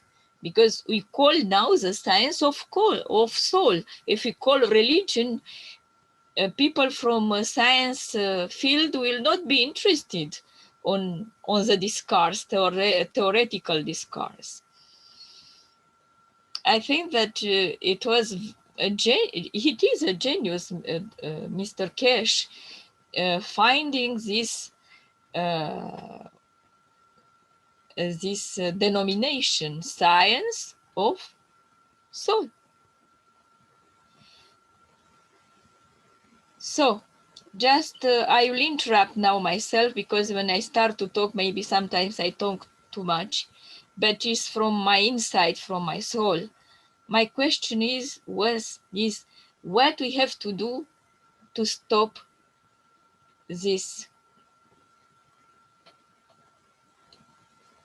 Well, just continue to share and elevate the souls as much as you're led to do, and Yes. leave it up to the souls to decide to take whatever they want to take. Yes. Okay. We don't force anything. Mm-hmm.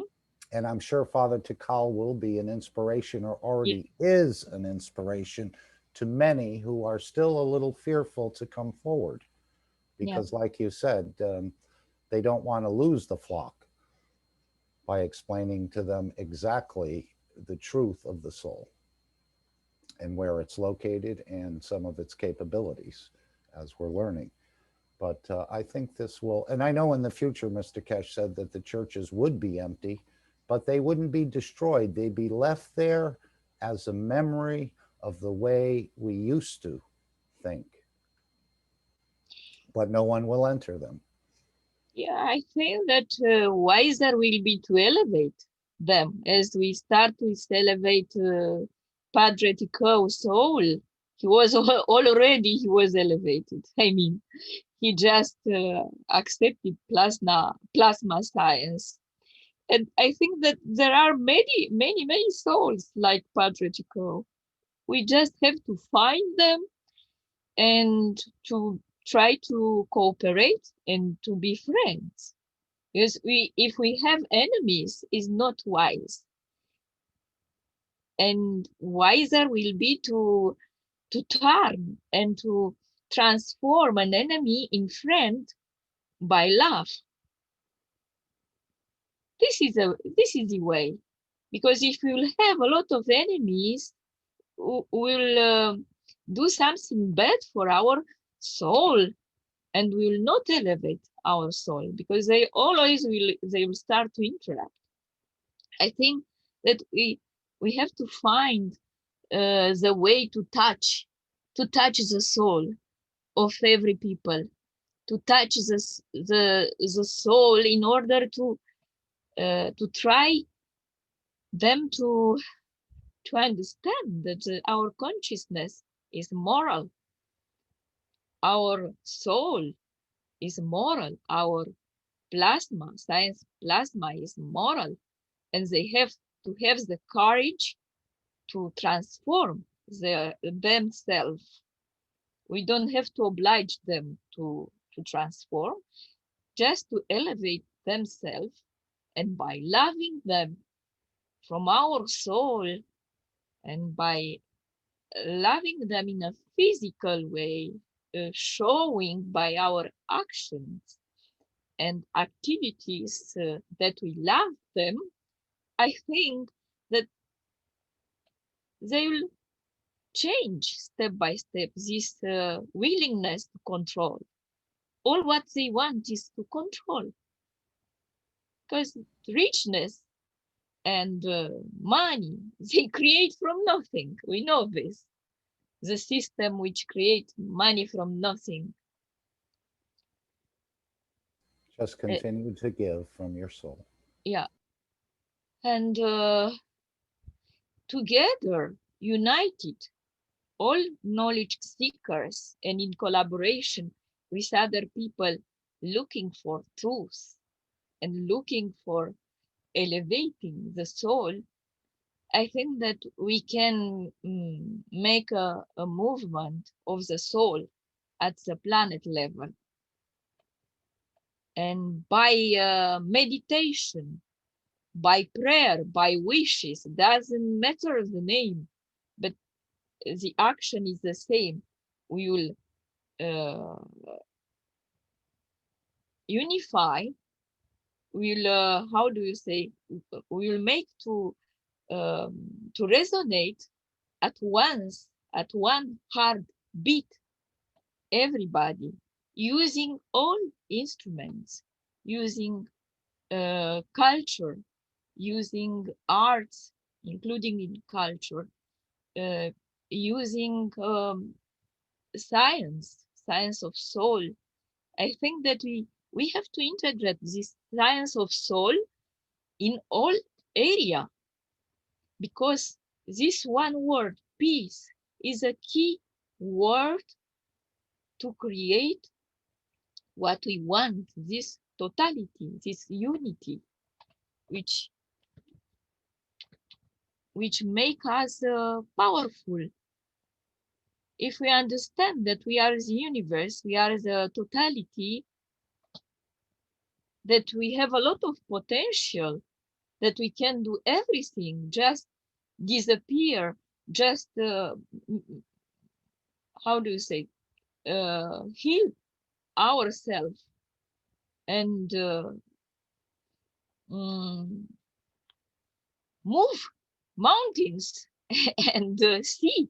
We can do everything if we understand that we are the universe, we are the totality, we are the universe. And we, as an individual and as a community at the same time, our we know that in dangerous conditions, we utilize all our potential that we are not aware that we can do. For example, a mother saves his child by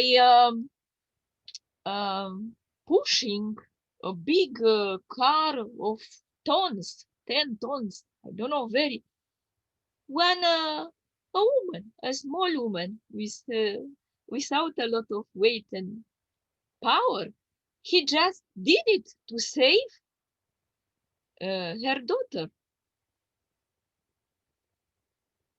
Yes. Yes. And now is a difficult situation now. And in the world with this pandemic and with what they want. So, and we are in a difficult situation. And in this difficult situation, we have to understand that we have to use now all our potential, because we have the potential of the creator. We are co-creators. We have this in our matrix, because he created from his matrix. Thank you. And just take heart that never a knowledge has been delivered, this amount of knowledge in such a short time on this planet to hundreds of millions of people. So take heart that it will continue. And this is the plan of the universal community. Peace will be enforced on this planet. And this corona, this virus, it's bringing us all together.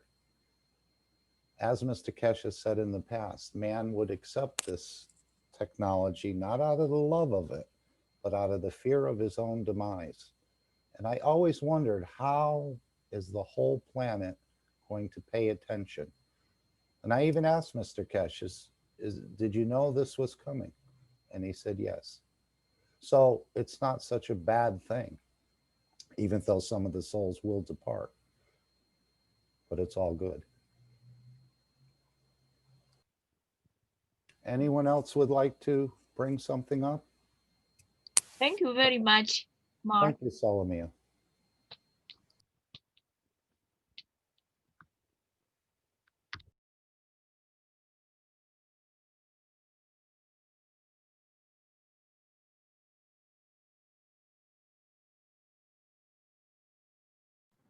Can I add something? Of course, we're looking for people to interact. You know, Salomia said that 1% of people have 90% of the richness of this world. And the point is that they don't want to create equality. You know, they don't want to everybody be the same as them. Because you know, if you have the same condition than me, I'm no better. And they, you know, that's the point. They don't want to create equality, to everybody have the same condition, so they will lose. They will not lose power, but they will not be the best ones. You know, and I think that's the point. Thank you, Danilo. And remember, Mr. Keshe reminds us that wealth is not in the pocket, but in the knowledge of the universe. Can I come in, please? What do you say that 1% of the population own 90% of the wealth? In understanding of the work of the soul, we have turned this totally around. That one soul holds the secret to the rest of the humanity and universe. And that we need to elevate one soul, that 1% who hold 99% of the wealth of this planet, it becomes nothing. They are part of that, the rest. And this is what is about to happen. One soul out of trillions around the universe.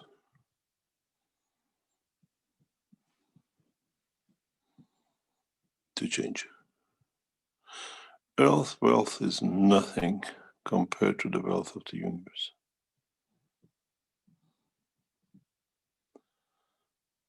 And one soul can change the whole of the universe. Doesn't matter these 1% what they want.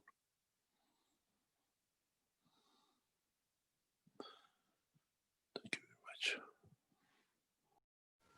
Thank you very much, Mr. Keshe. Of course, it's true. You are always you are true. That's why I love you. Thank you very much.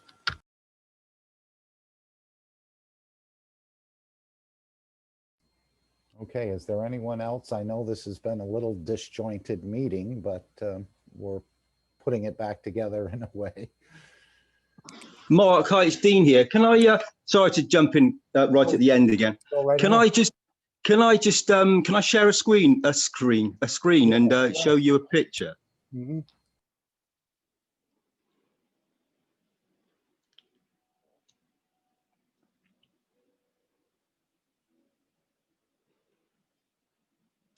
Sorry, I'm trying to find it at the moment, Mark. as usual, it does different things to what you want. Take your time. I have the same issues.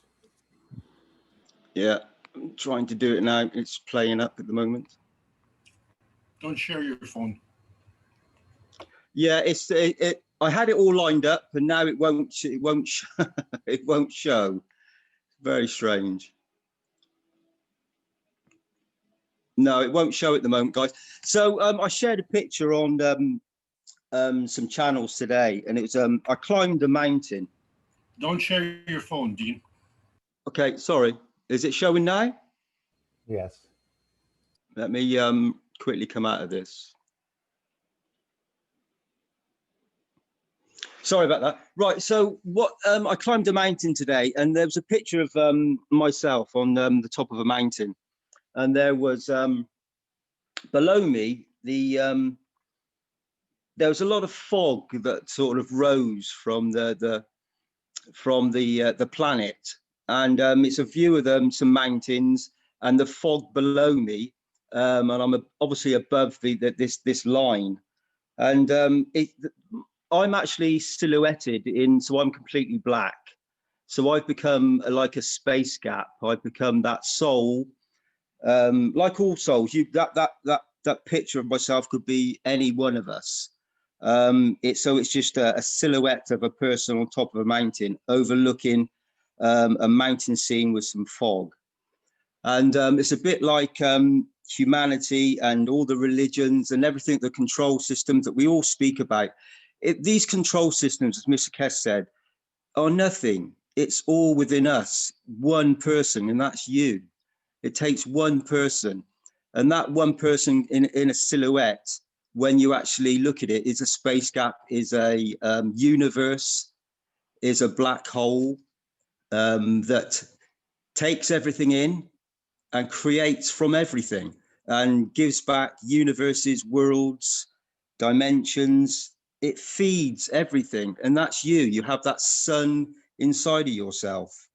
So never think about this 1%. There's always this 1%. That only exists outside of yourself. Inside yourself, you're 99%.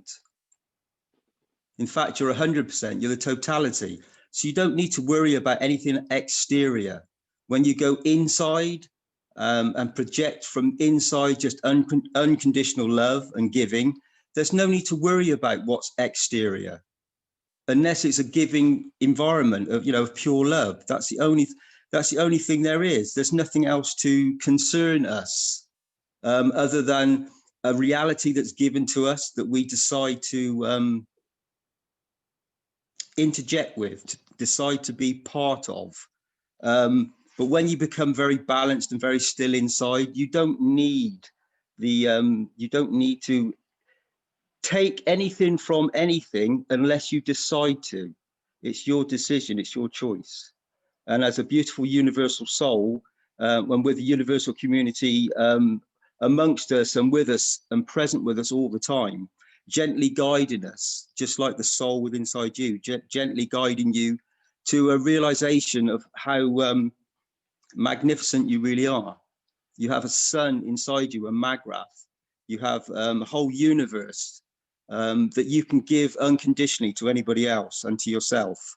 So when you have peace and balance inside yourself, you create that wonderful feeling, and you just let the fields spread out across the family, across a village, the village of Earth, and then cross the universes. So it's all within inside yourself. Never believe in just 1%.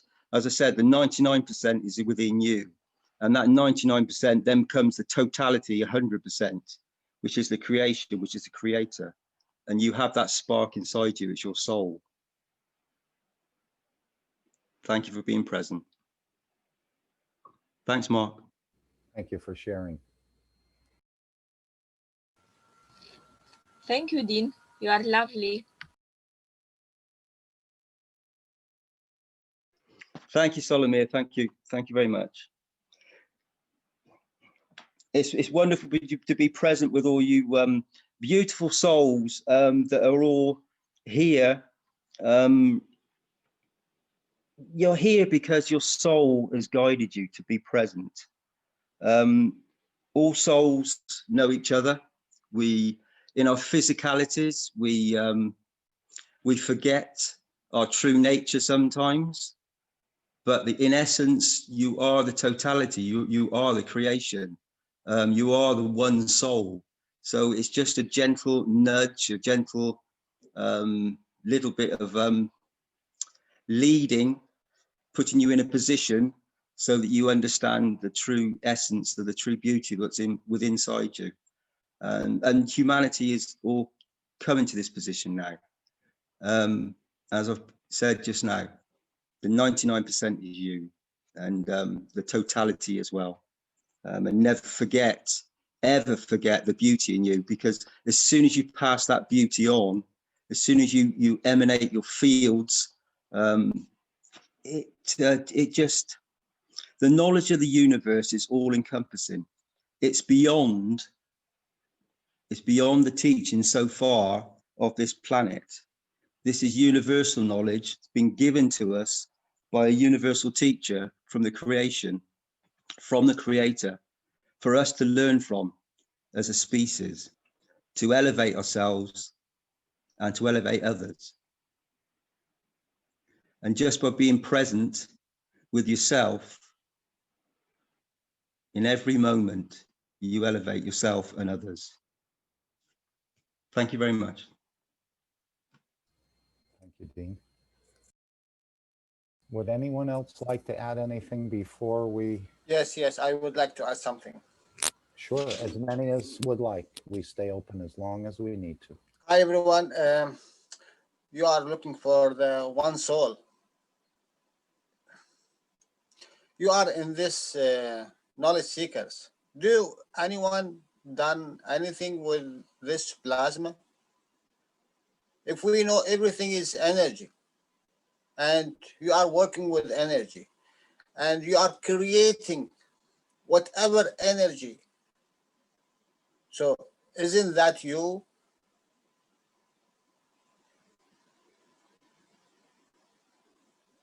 Everyone here is the one. But how are you going to apply it? When are you going to apply it? If you take the matter and you create energy of a plasma,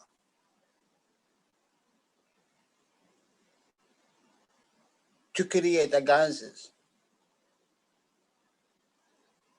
and then you create free plasma from it.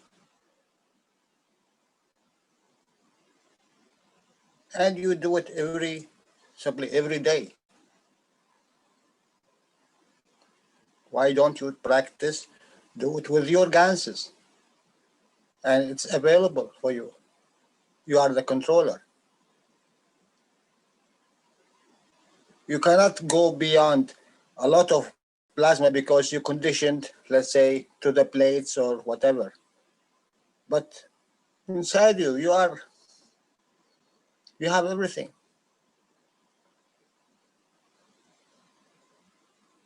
You want to approach it from the scientific, you can do it with all these plasma technology. But in the end, you are creating a field.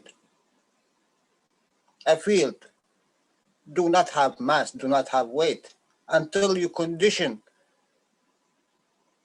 this field. And then this field will appear itself as something tangible.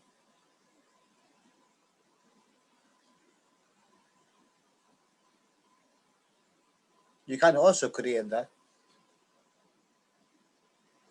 And it is in a flick of finger.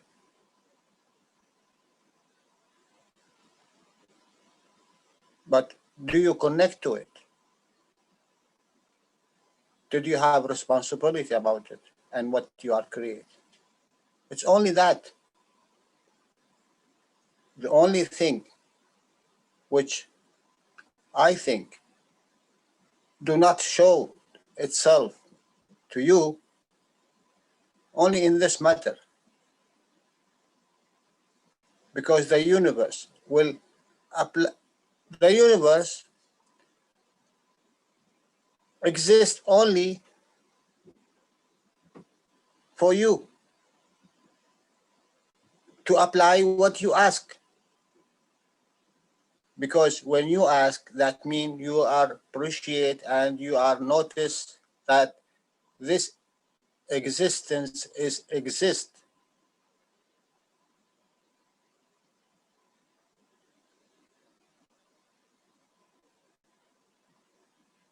The whole teaching is to create. And he bring you a matter state, and from that you are creating.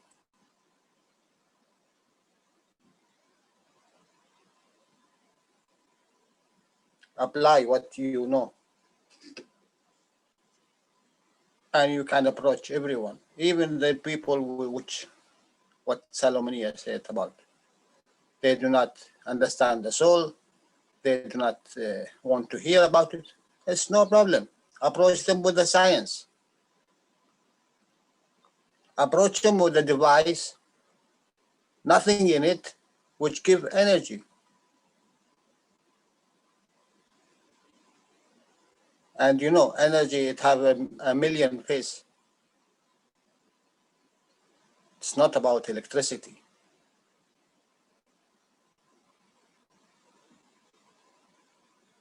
And if you understand how to do that in the matter state, apply it to your physicality.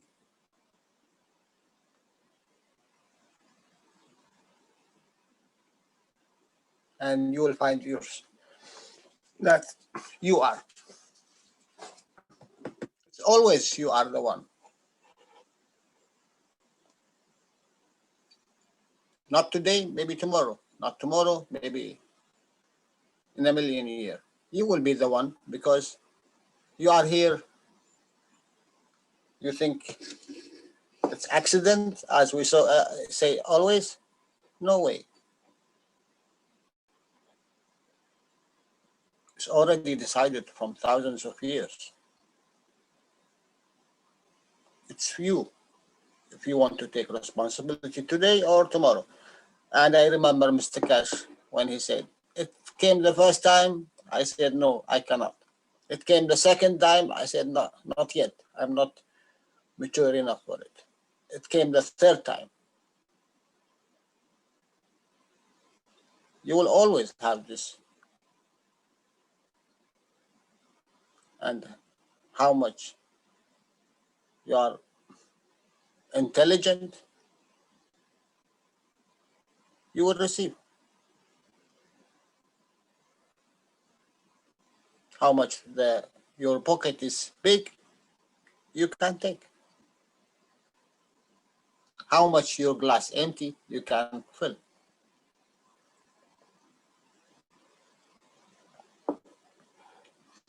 Go to the first teaching. CO2 kit. Put it in the front of you. Understand everything in it. What's happened there. And apply it to the all knowledge of Mr. Keshe. You will find always there is a link to it. Always. Thank you very much. Jalal, thank you. That was wonderful to hear that, Jalal. That sorry, Solomon, I don't know if that was you. It was always Jalal, that those interactions of the souls when they start to realize what you've just been speaking about, and you ask, you give unconditionally, you learn to receive on a plasma level, where your lineage, the souls that start to see you so brightly in front of them, the universe has to give unconditionally. And so that soul, those souls that are part of you, see you shining brightly. And one of them says, I need to give to this person whatever they ask for, because I give unconditionally. And so when you ask and that person, that light sees you, you can accept, or you can say, no, I don't accept. And then that gift will be given again and again and again until you receive and accept. So the choice is always yours. The universe is constantly giving to you in every moment.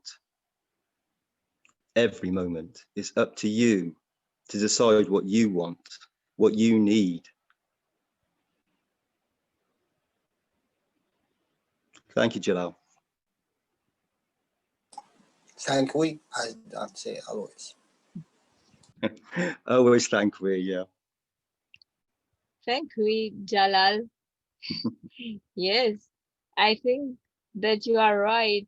Also, free energy and this energy, Magrav energy, I mean, it's a way to create a new model of society for me. You And know, another way to approach. sorry, Salamia, sorry. Yeah. You know what is funny? Yeah. No. Okay. He's teaching you how to make gold. He is teaching you how to make diamonds. He is teaching you how to make souls. He is teaching you how to make entities. He is teaching you how to make UFOs. He, he is teaching you everything you want. So who is stronger and bigger and knowledgeable than you? It's you who's putting condition. It's you, the filter of accepting what Mystica is saying and applying and not. That's all.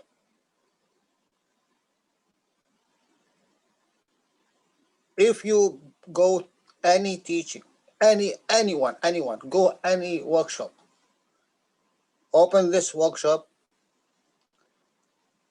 stand still and decipher what he is saying.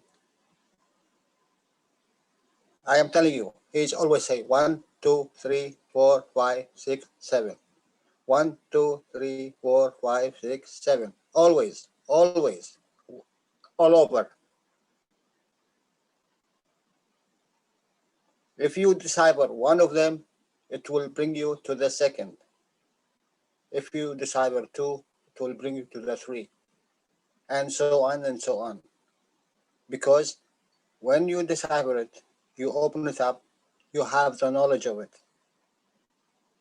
You have the understanding of it. And then you will see it is easier than you think. And it is very hard than you think. Because you always need to empty your cup. How you empty your cup? You teach. And I think this is the only one, the only thing I know to empty cup. Thank you. Sorry, Salamia, you can go. Thank you, Jalal. Thank you. I also like to teach, I say, but you have to have the environment. Sometimes I teach on Facebook, but it's not the proper way. That's why I am looking for these teachings in Romanian with the help of our team. And after I will do on my own, because I don't feel to be elevated enough to start to teach. Will be a joke to start to teach. I will never do if I am not well elevated to teach others, because I want to transfer 100% my knowledge to others, not less. Thank you. Just share what you think you understand. I had the same idea that I didn't want to till I understood the whole totality. but you just share what you think you understand at this point in time, and it's all good. Yeah, thank you. Mark, it's Dean again. I think Jalal's just said it all when he said, it's easier than you think. Feel. Feel your soul. Don't think. Feel the fields. Feel the love of the universe. Feel the love of the creator. Feel the love within inside you. Empty your cup.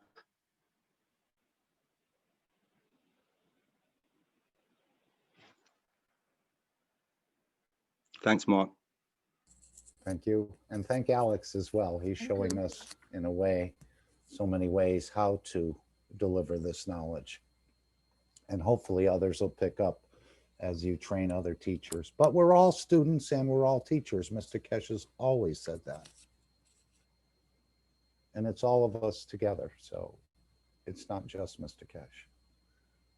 Is there anyone else who'd like to say something? Stephen, you've been unusually quiet today. Are you in the background? Your mic is open, but we're not hearing you.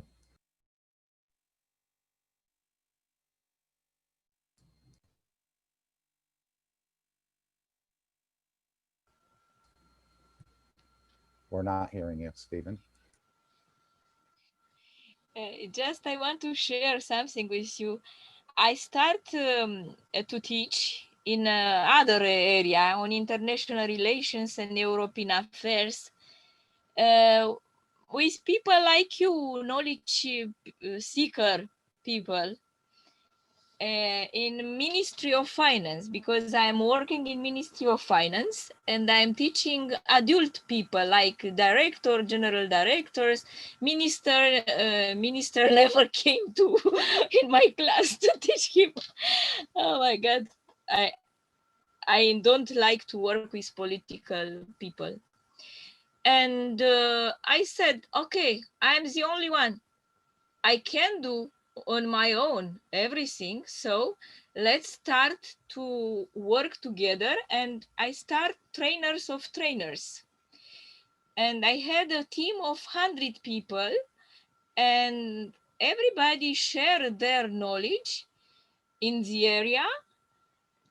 And I offer them a diploma and they are part of the team now.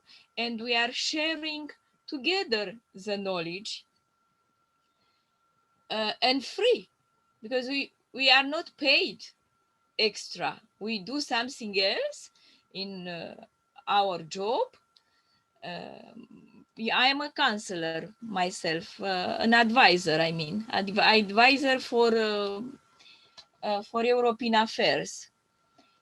And I said, I cannot advise you. It's better if you learn, and together we'll find a solution.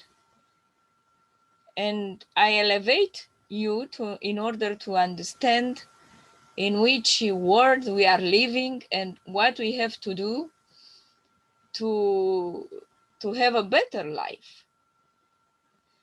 And when I was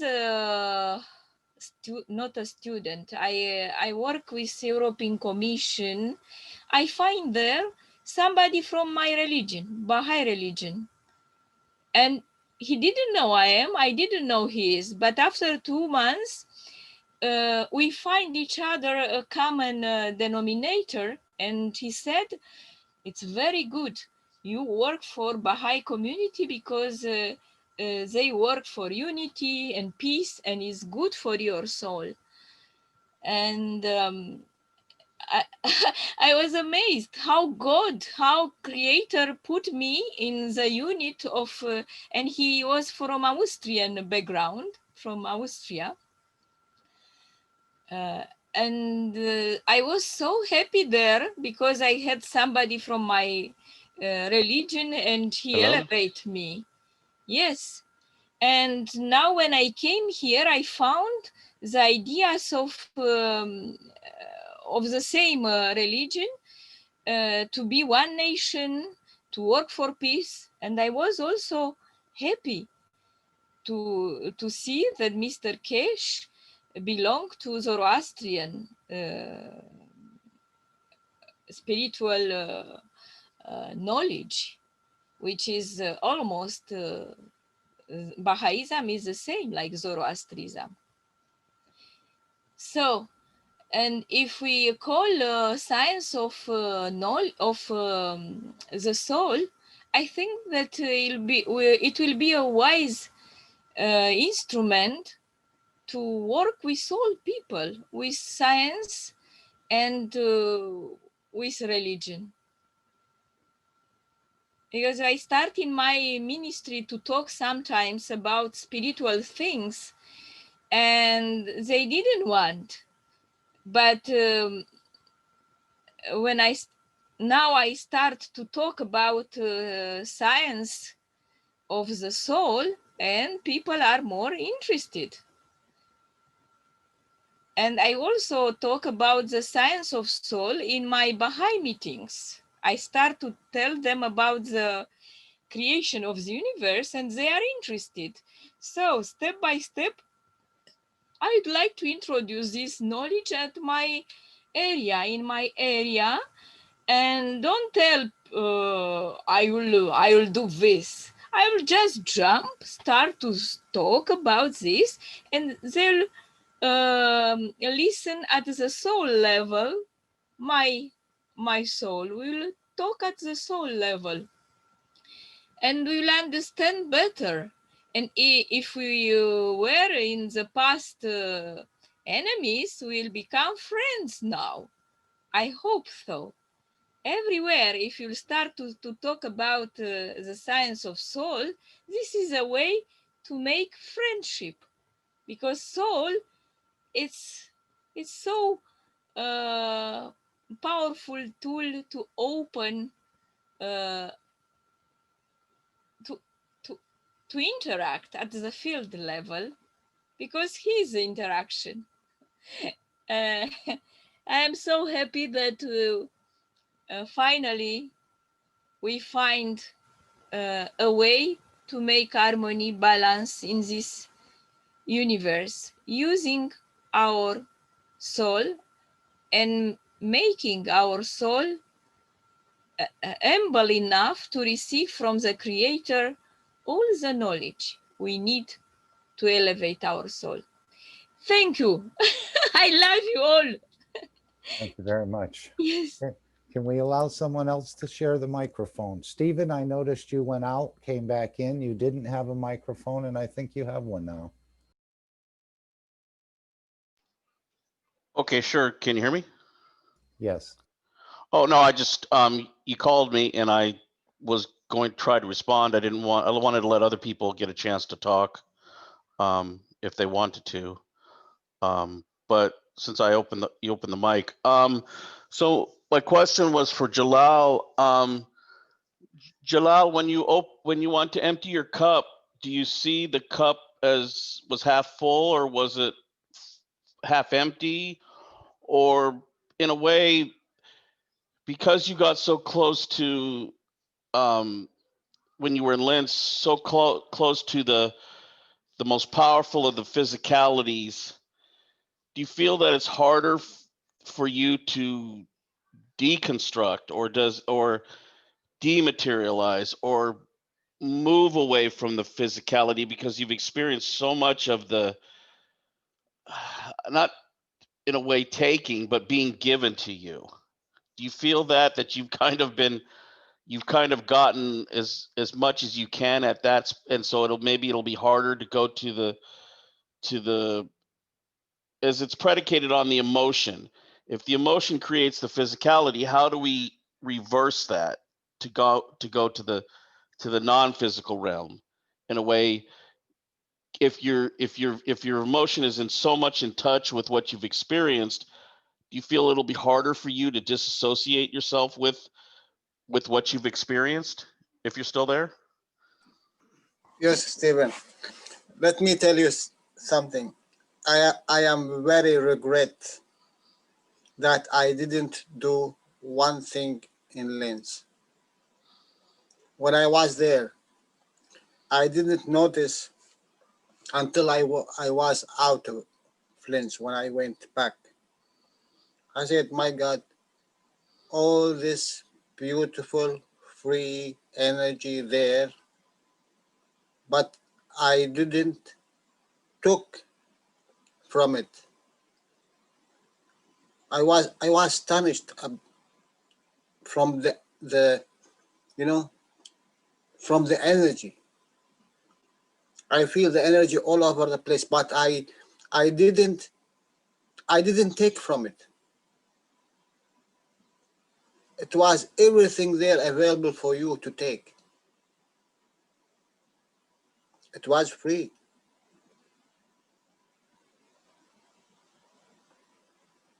And only when I went out of Linz, and then I think if Joseph here, he remember, I speak about it in the car when we were back. And I said, my God, everything was there clear. And maybe Dean, he remember, if I speak about anything, it's manifest itself.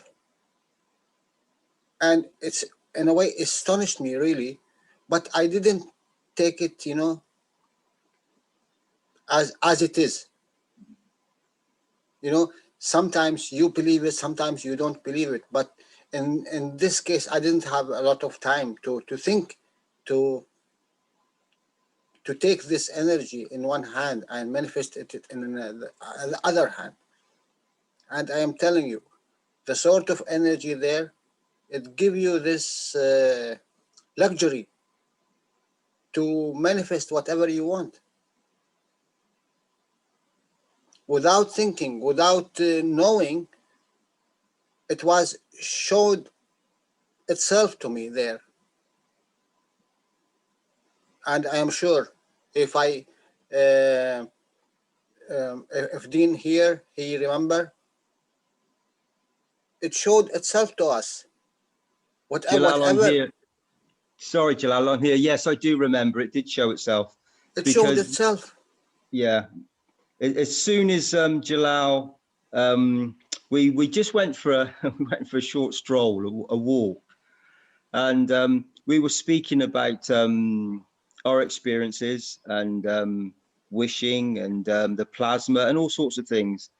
And Jalal then said, "Look up," and we looked up, and there it was, just above us. This I'm not sure it showed up on a video that I made, but there was the plasma that the sun, you know, the ring around the sun. There was many field interactions, and it was very strong, and it was right above us straight away. As soon as Jalal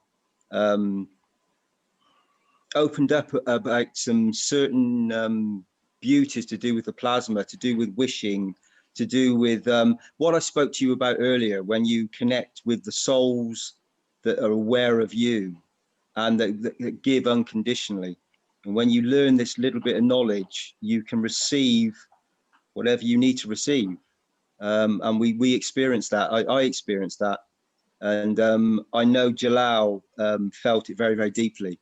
But I think, Jalal, also that you can, you don't have to be in Linz. You can be anywhere at any point to receive from the universe. It was strong in Linz, and it still is strong in Linz. But it can be equally as strong anywhere. And even wherever you are, Jalal, I know that you can connect with the universe and all the universal beings, because you have that beauty and that knowledge. You have that, you get into that position of understanding. And you've been teaching this beautiful understanding. And it's just the process of people learning and experiencing the plasma fields themselves, the process of going through, like Salome has been describing. She's saying, I've started to speak to people and they're interested. Salome, if you understand the beauty of your soul, if you just ask your soul to give you the field strength, which you're gathering through the knowledge you're receiving, you're having the wisdom beyond.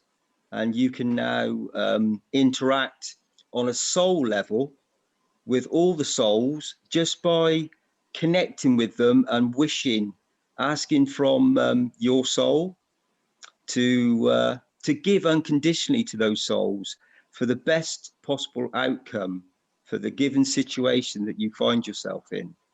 And you will find that the soul that sees your bright light will unconditionally give to you. And that's a beautiful, beautiful knowledge. That's universal knowledge. That's Mr. Keshe and Jalal in their full essence, giving us this this creation, this peaceful moment within, a realization of abundance, unconditional love. So then my next question for both you, Dean and Jalal, is that your cups are full and I want to sip from your cups of knowledge to empty them in a way.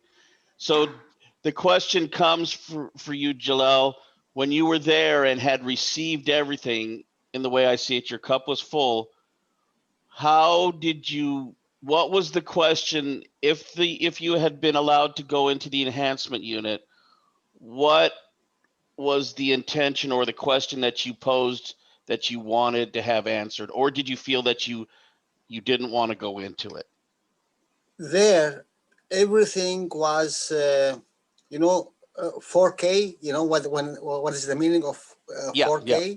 It was like this. There, everything is 4K. When I think about something, I find it. When I think about teaching, I find it so quick. It's, didn't he say I can connect to everything with the universe? But in Leans is different. Leans is, a very beautiful spot, which it connects you as a, let's say, simple human without, harming you. There is a flow of energy which you can, as you said, Stephen, you can zap from it whatever you want. How much energy you want, it will apply to it. It is really very beautiful. And, if I have the chance to go again to this place, it will be very different. Because he always say, you have a sort of energy, you can put your hand and you can manifest whatever you want. There is a free plasma for everyone and all the levels. Whatever level you come with, you will find yourself equal to it, and you can go above. But really, what's the beauty there is Mr. Keshe. Although everything is there is beautiful, but his presence is very different. It's you will not think about anything else. Well, my question was for you. Would you seek to leave us all behind and go to space, or would you choose not to? I will. How much you pay? No, I always try.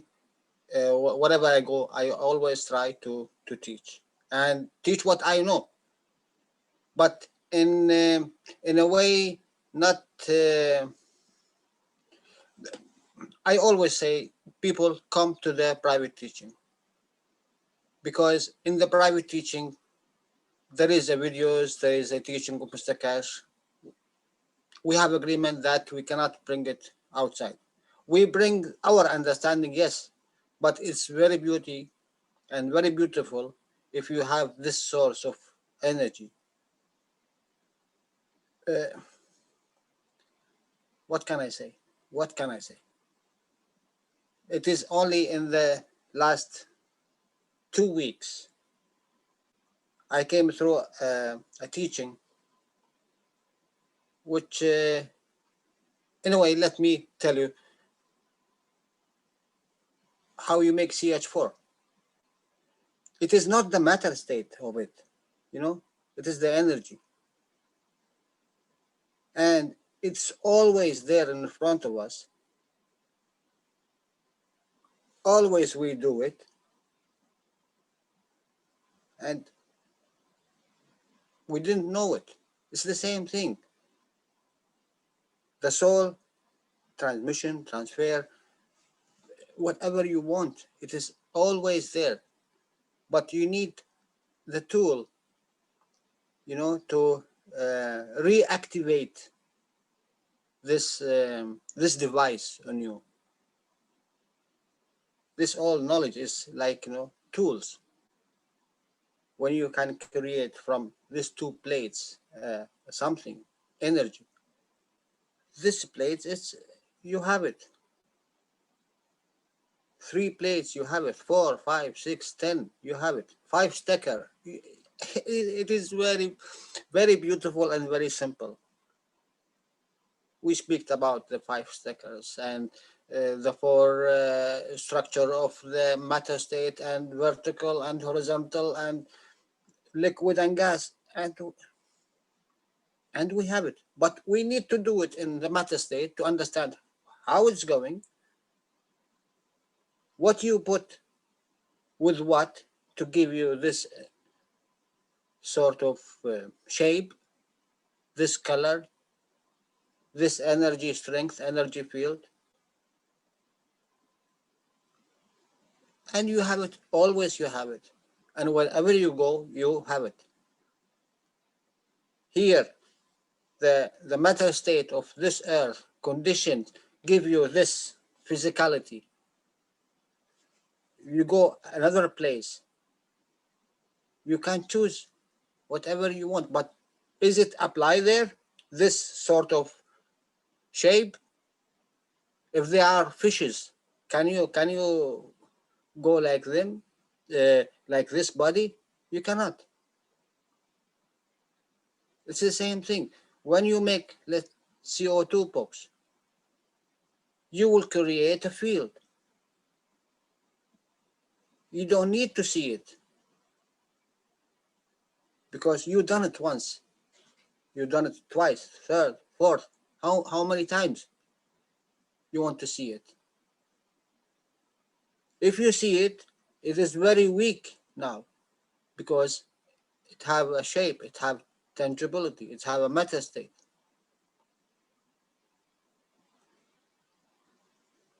So from this field, what do you want to take? And you know, till example, nano-coated copper and zinc plate. What is the gap between them? It has 6 gaps. What's the meaning 6 gaps?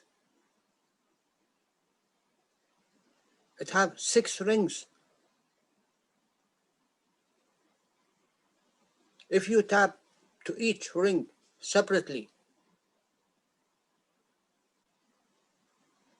you know what you have. With this simple nano-coated copper and zinc plate.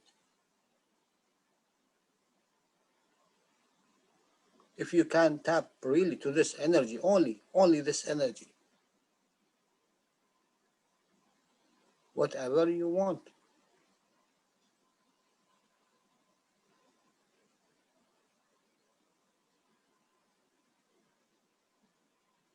Try to really read between the lines.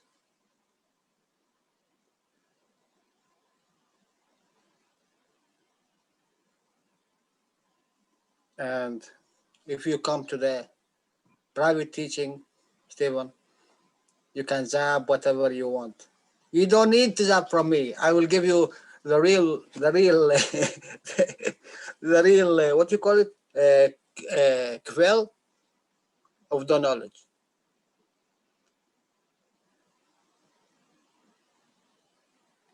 Apply to the private teaching, please, guys. You don't have money for it, just send a message.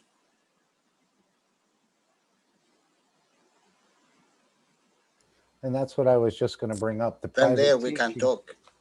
the private teachings start tomorrow, the first Yes. trimester of 2021. So all are welcome to apply to become a private student. If you're thinking about being a universal council member, if you're under the age of 60, you can do that. If you're above 60 or below 60, You cannot. you can be a universal council supporter. So there's many opportunities within the foundation, and the teaching is very inexpensive for the knowledge, obviously, that you're receiving. So I would encourage all to apply to become a private student if you can, or if your soul leads you that way. Stephen, are your questions sort of answered?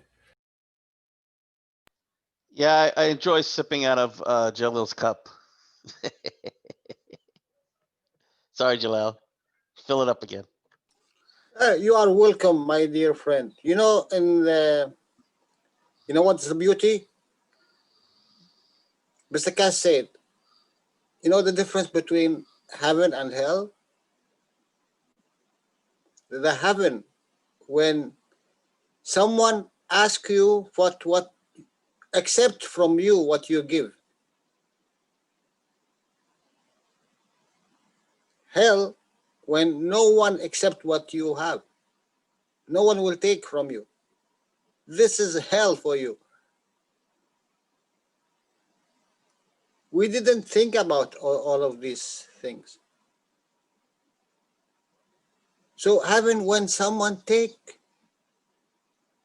accept your plasma, if I accept it, that means I appreciate it. That means it have worth to take. That means you will receive. And then when you give, you will receive more. And this is the beauty. Speak about something no one wants, whatever it is. If you speak from now to 1 million years, what will happen? No one take. Because you speak in level, no one, they are above it. So I thank you, really, when you accept to take what I'm saying.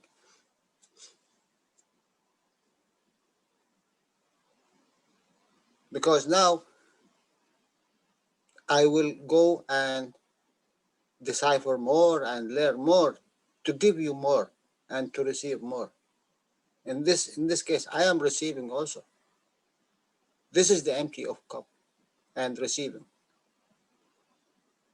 Because finish, we speak about the CO2 cup, whatever. What is more? We need to go above it. So I need to learn more to give you more. And this is the process of elevating.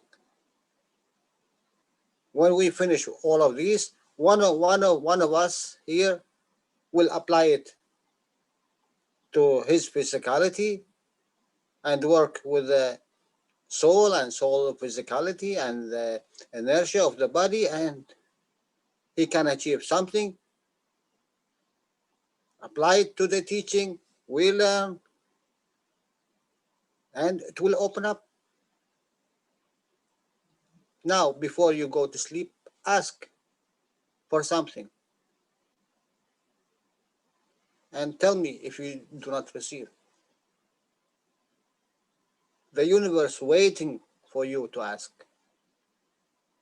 But when you ask, before you ask, you take responsibility about what you ask and how you will apply it, in which way. Both of sides you will receive.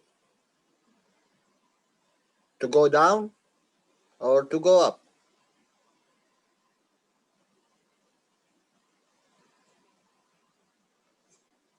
Thank you.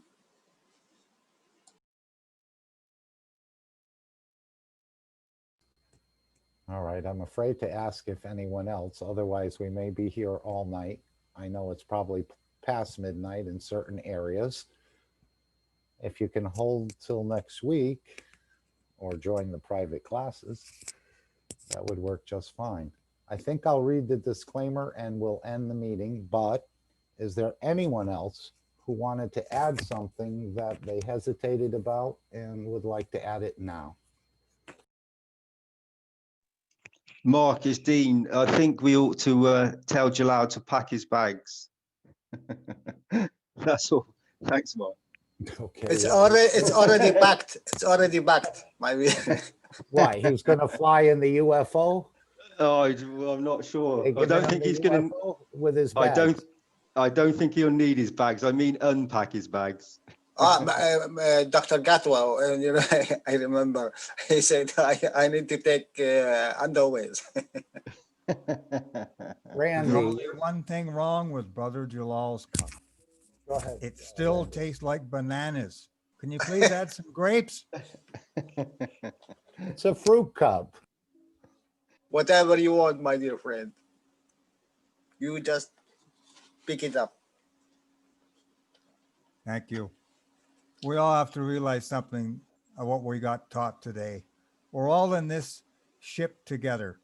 So let's join our souls for next week and rise above all this stuff. We'll get through it, guys. That's what we're here for. I pass the talking stick back to Mark. Thank you, Randy. Souls, for being here today, for giving your time, and for sharing knowledge. This has been the Keshe Corona Telegram meeting in English for January 10th, 2020. I'm going to read the disclaimer and then we will end the meeting. The information and education material contained herein is meant to promote the general understanding and dialogue of GAN's processing. Such information is not meant or intended to serve as a substitute for a healthcare professional's clinical training, experience, or judgment. For patients and individuals, such information is not meant to be a substitute for professional medical, therapeutic, or healthcare advice or counseling. For medical issues or concerns, including decisions about medication and other treatments, readers, viewers, listeners should always consult their physician or, in serious cases, seek immediate assistance from emergency personnel. Prescription information, procedures, and use of medical devices information should be undertaken only by properly trained and certified medical personnel. We specifically disclaim any warranties, express or implied, including implied warranties of merchantability or fitness for a particular purpose. Such information is provided, quote unquote, as is, and is believed to be accurate at the time of its publishing, but it is the viewer's job to evaluate the accuracy of any information found in this presentation. Every case presented is of their own experience, applied by themselves for themselves, and it applies to their case only. Every person experiencing health problems should seek professional medical advice and consult their course of treatment with a doctor. The processes of plasma balancing described herein are a natural process which supports the body but does not replace medical advice or therapies one is already subject to. Thank you again, all beautiful souls, for attending today, and please continue and extend yourself more than where you think you are, because you need to approximate the next step. We can go from 1 to 5. It's not that hard, as Mr. Keshe said in the 362 Knowledge Seekers Workshop. And please review those workshops as often, early and often, as much as you can, because that's where you'll find the wealth in the knowledge of the universe. Thank you all. Thank you, Alex. And thank you, everyone. Alex, Mark, and all of you, thank you very much. See you.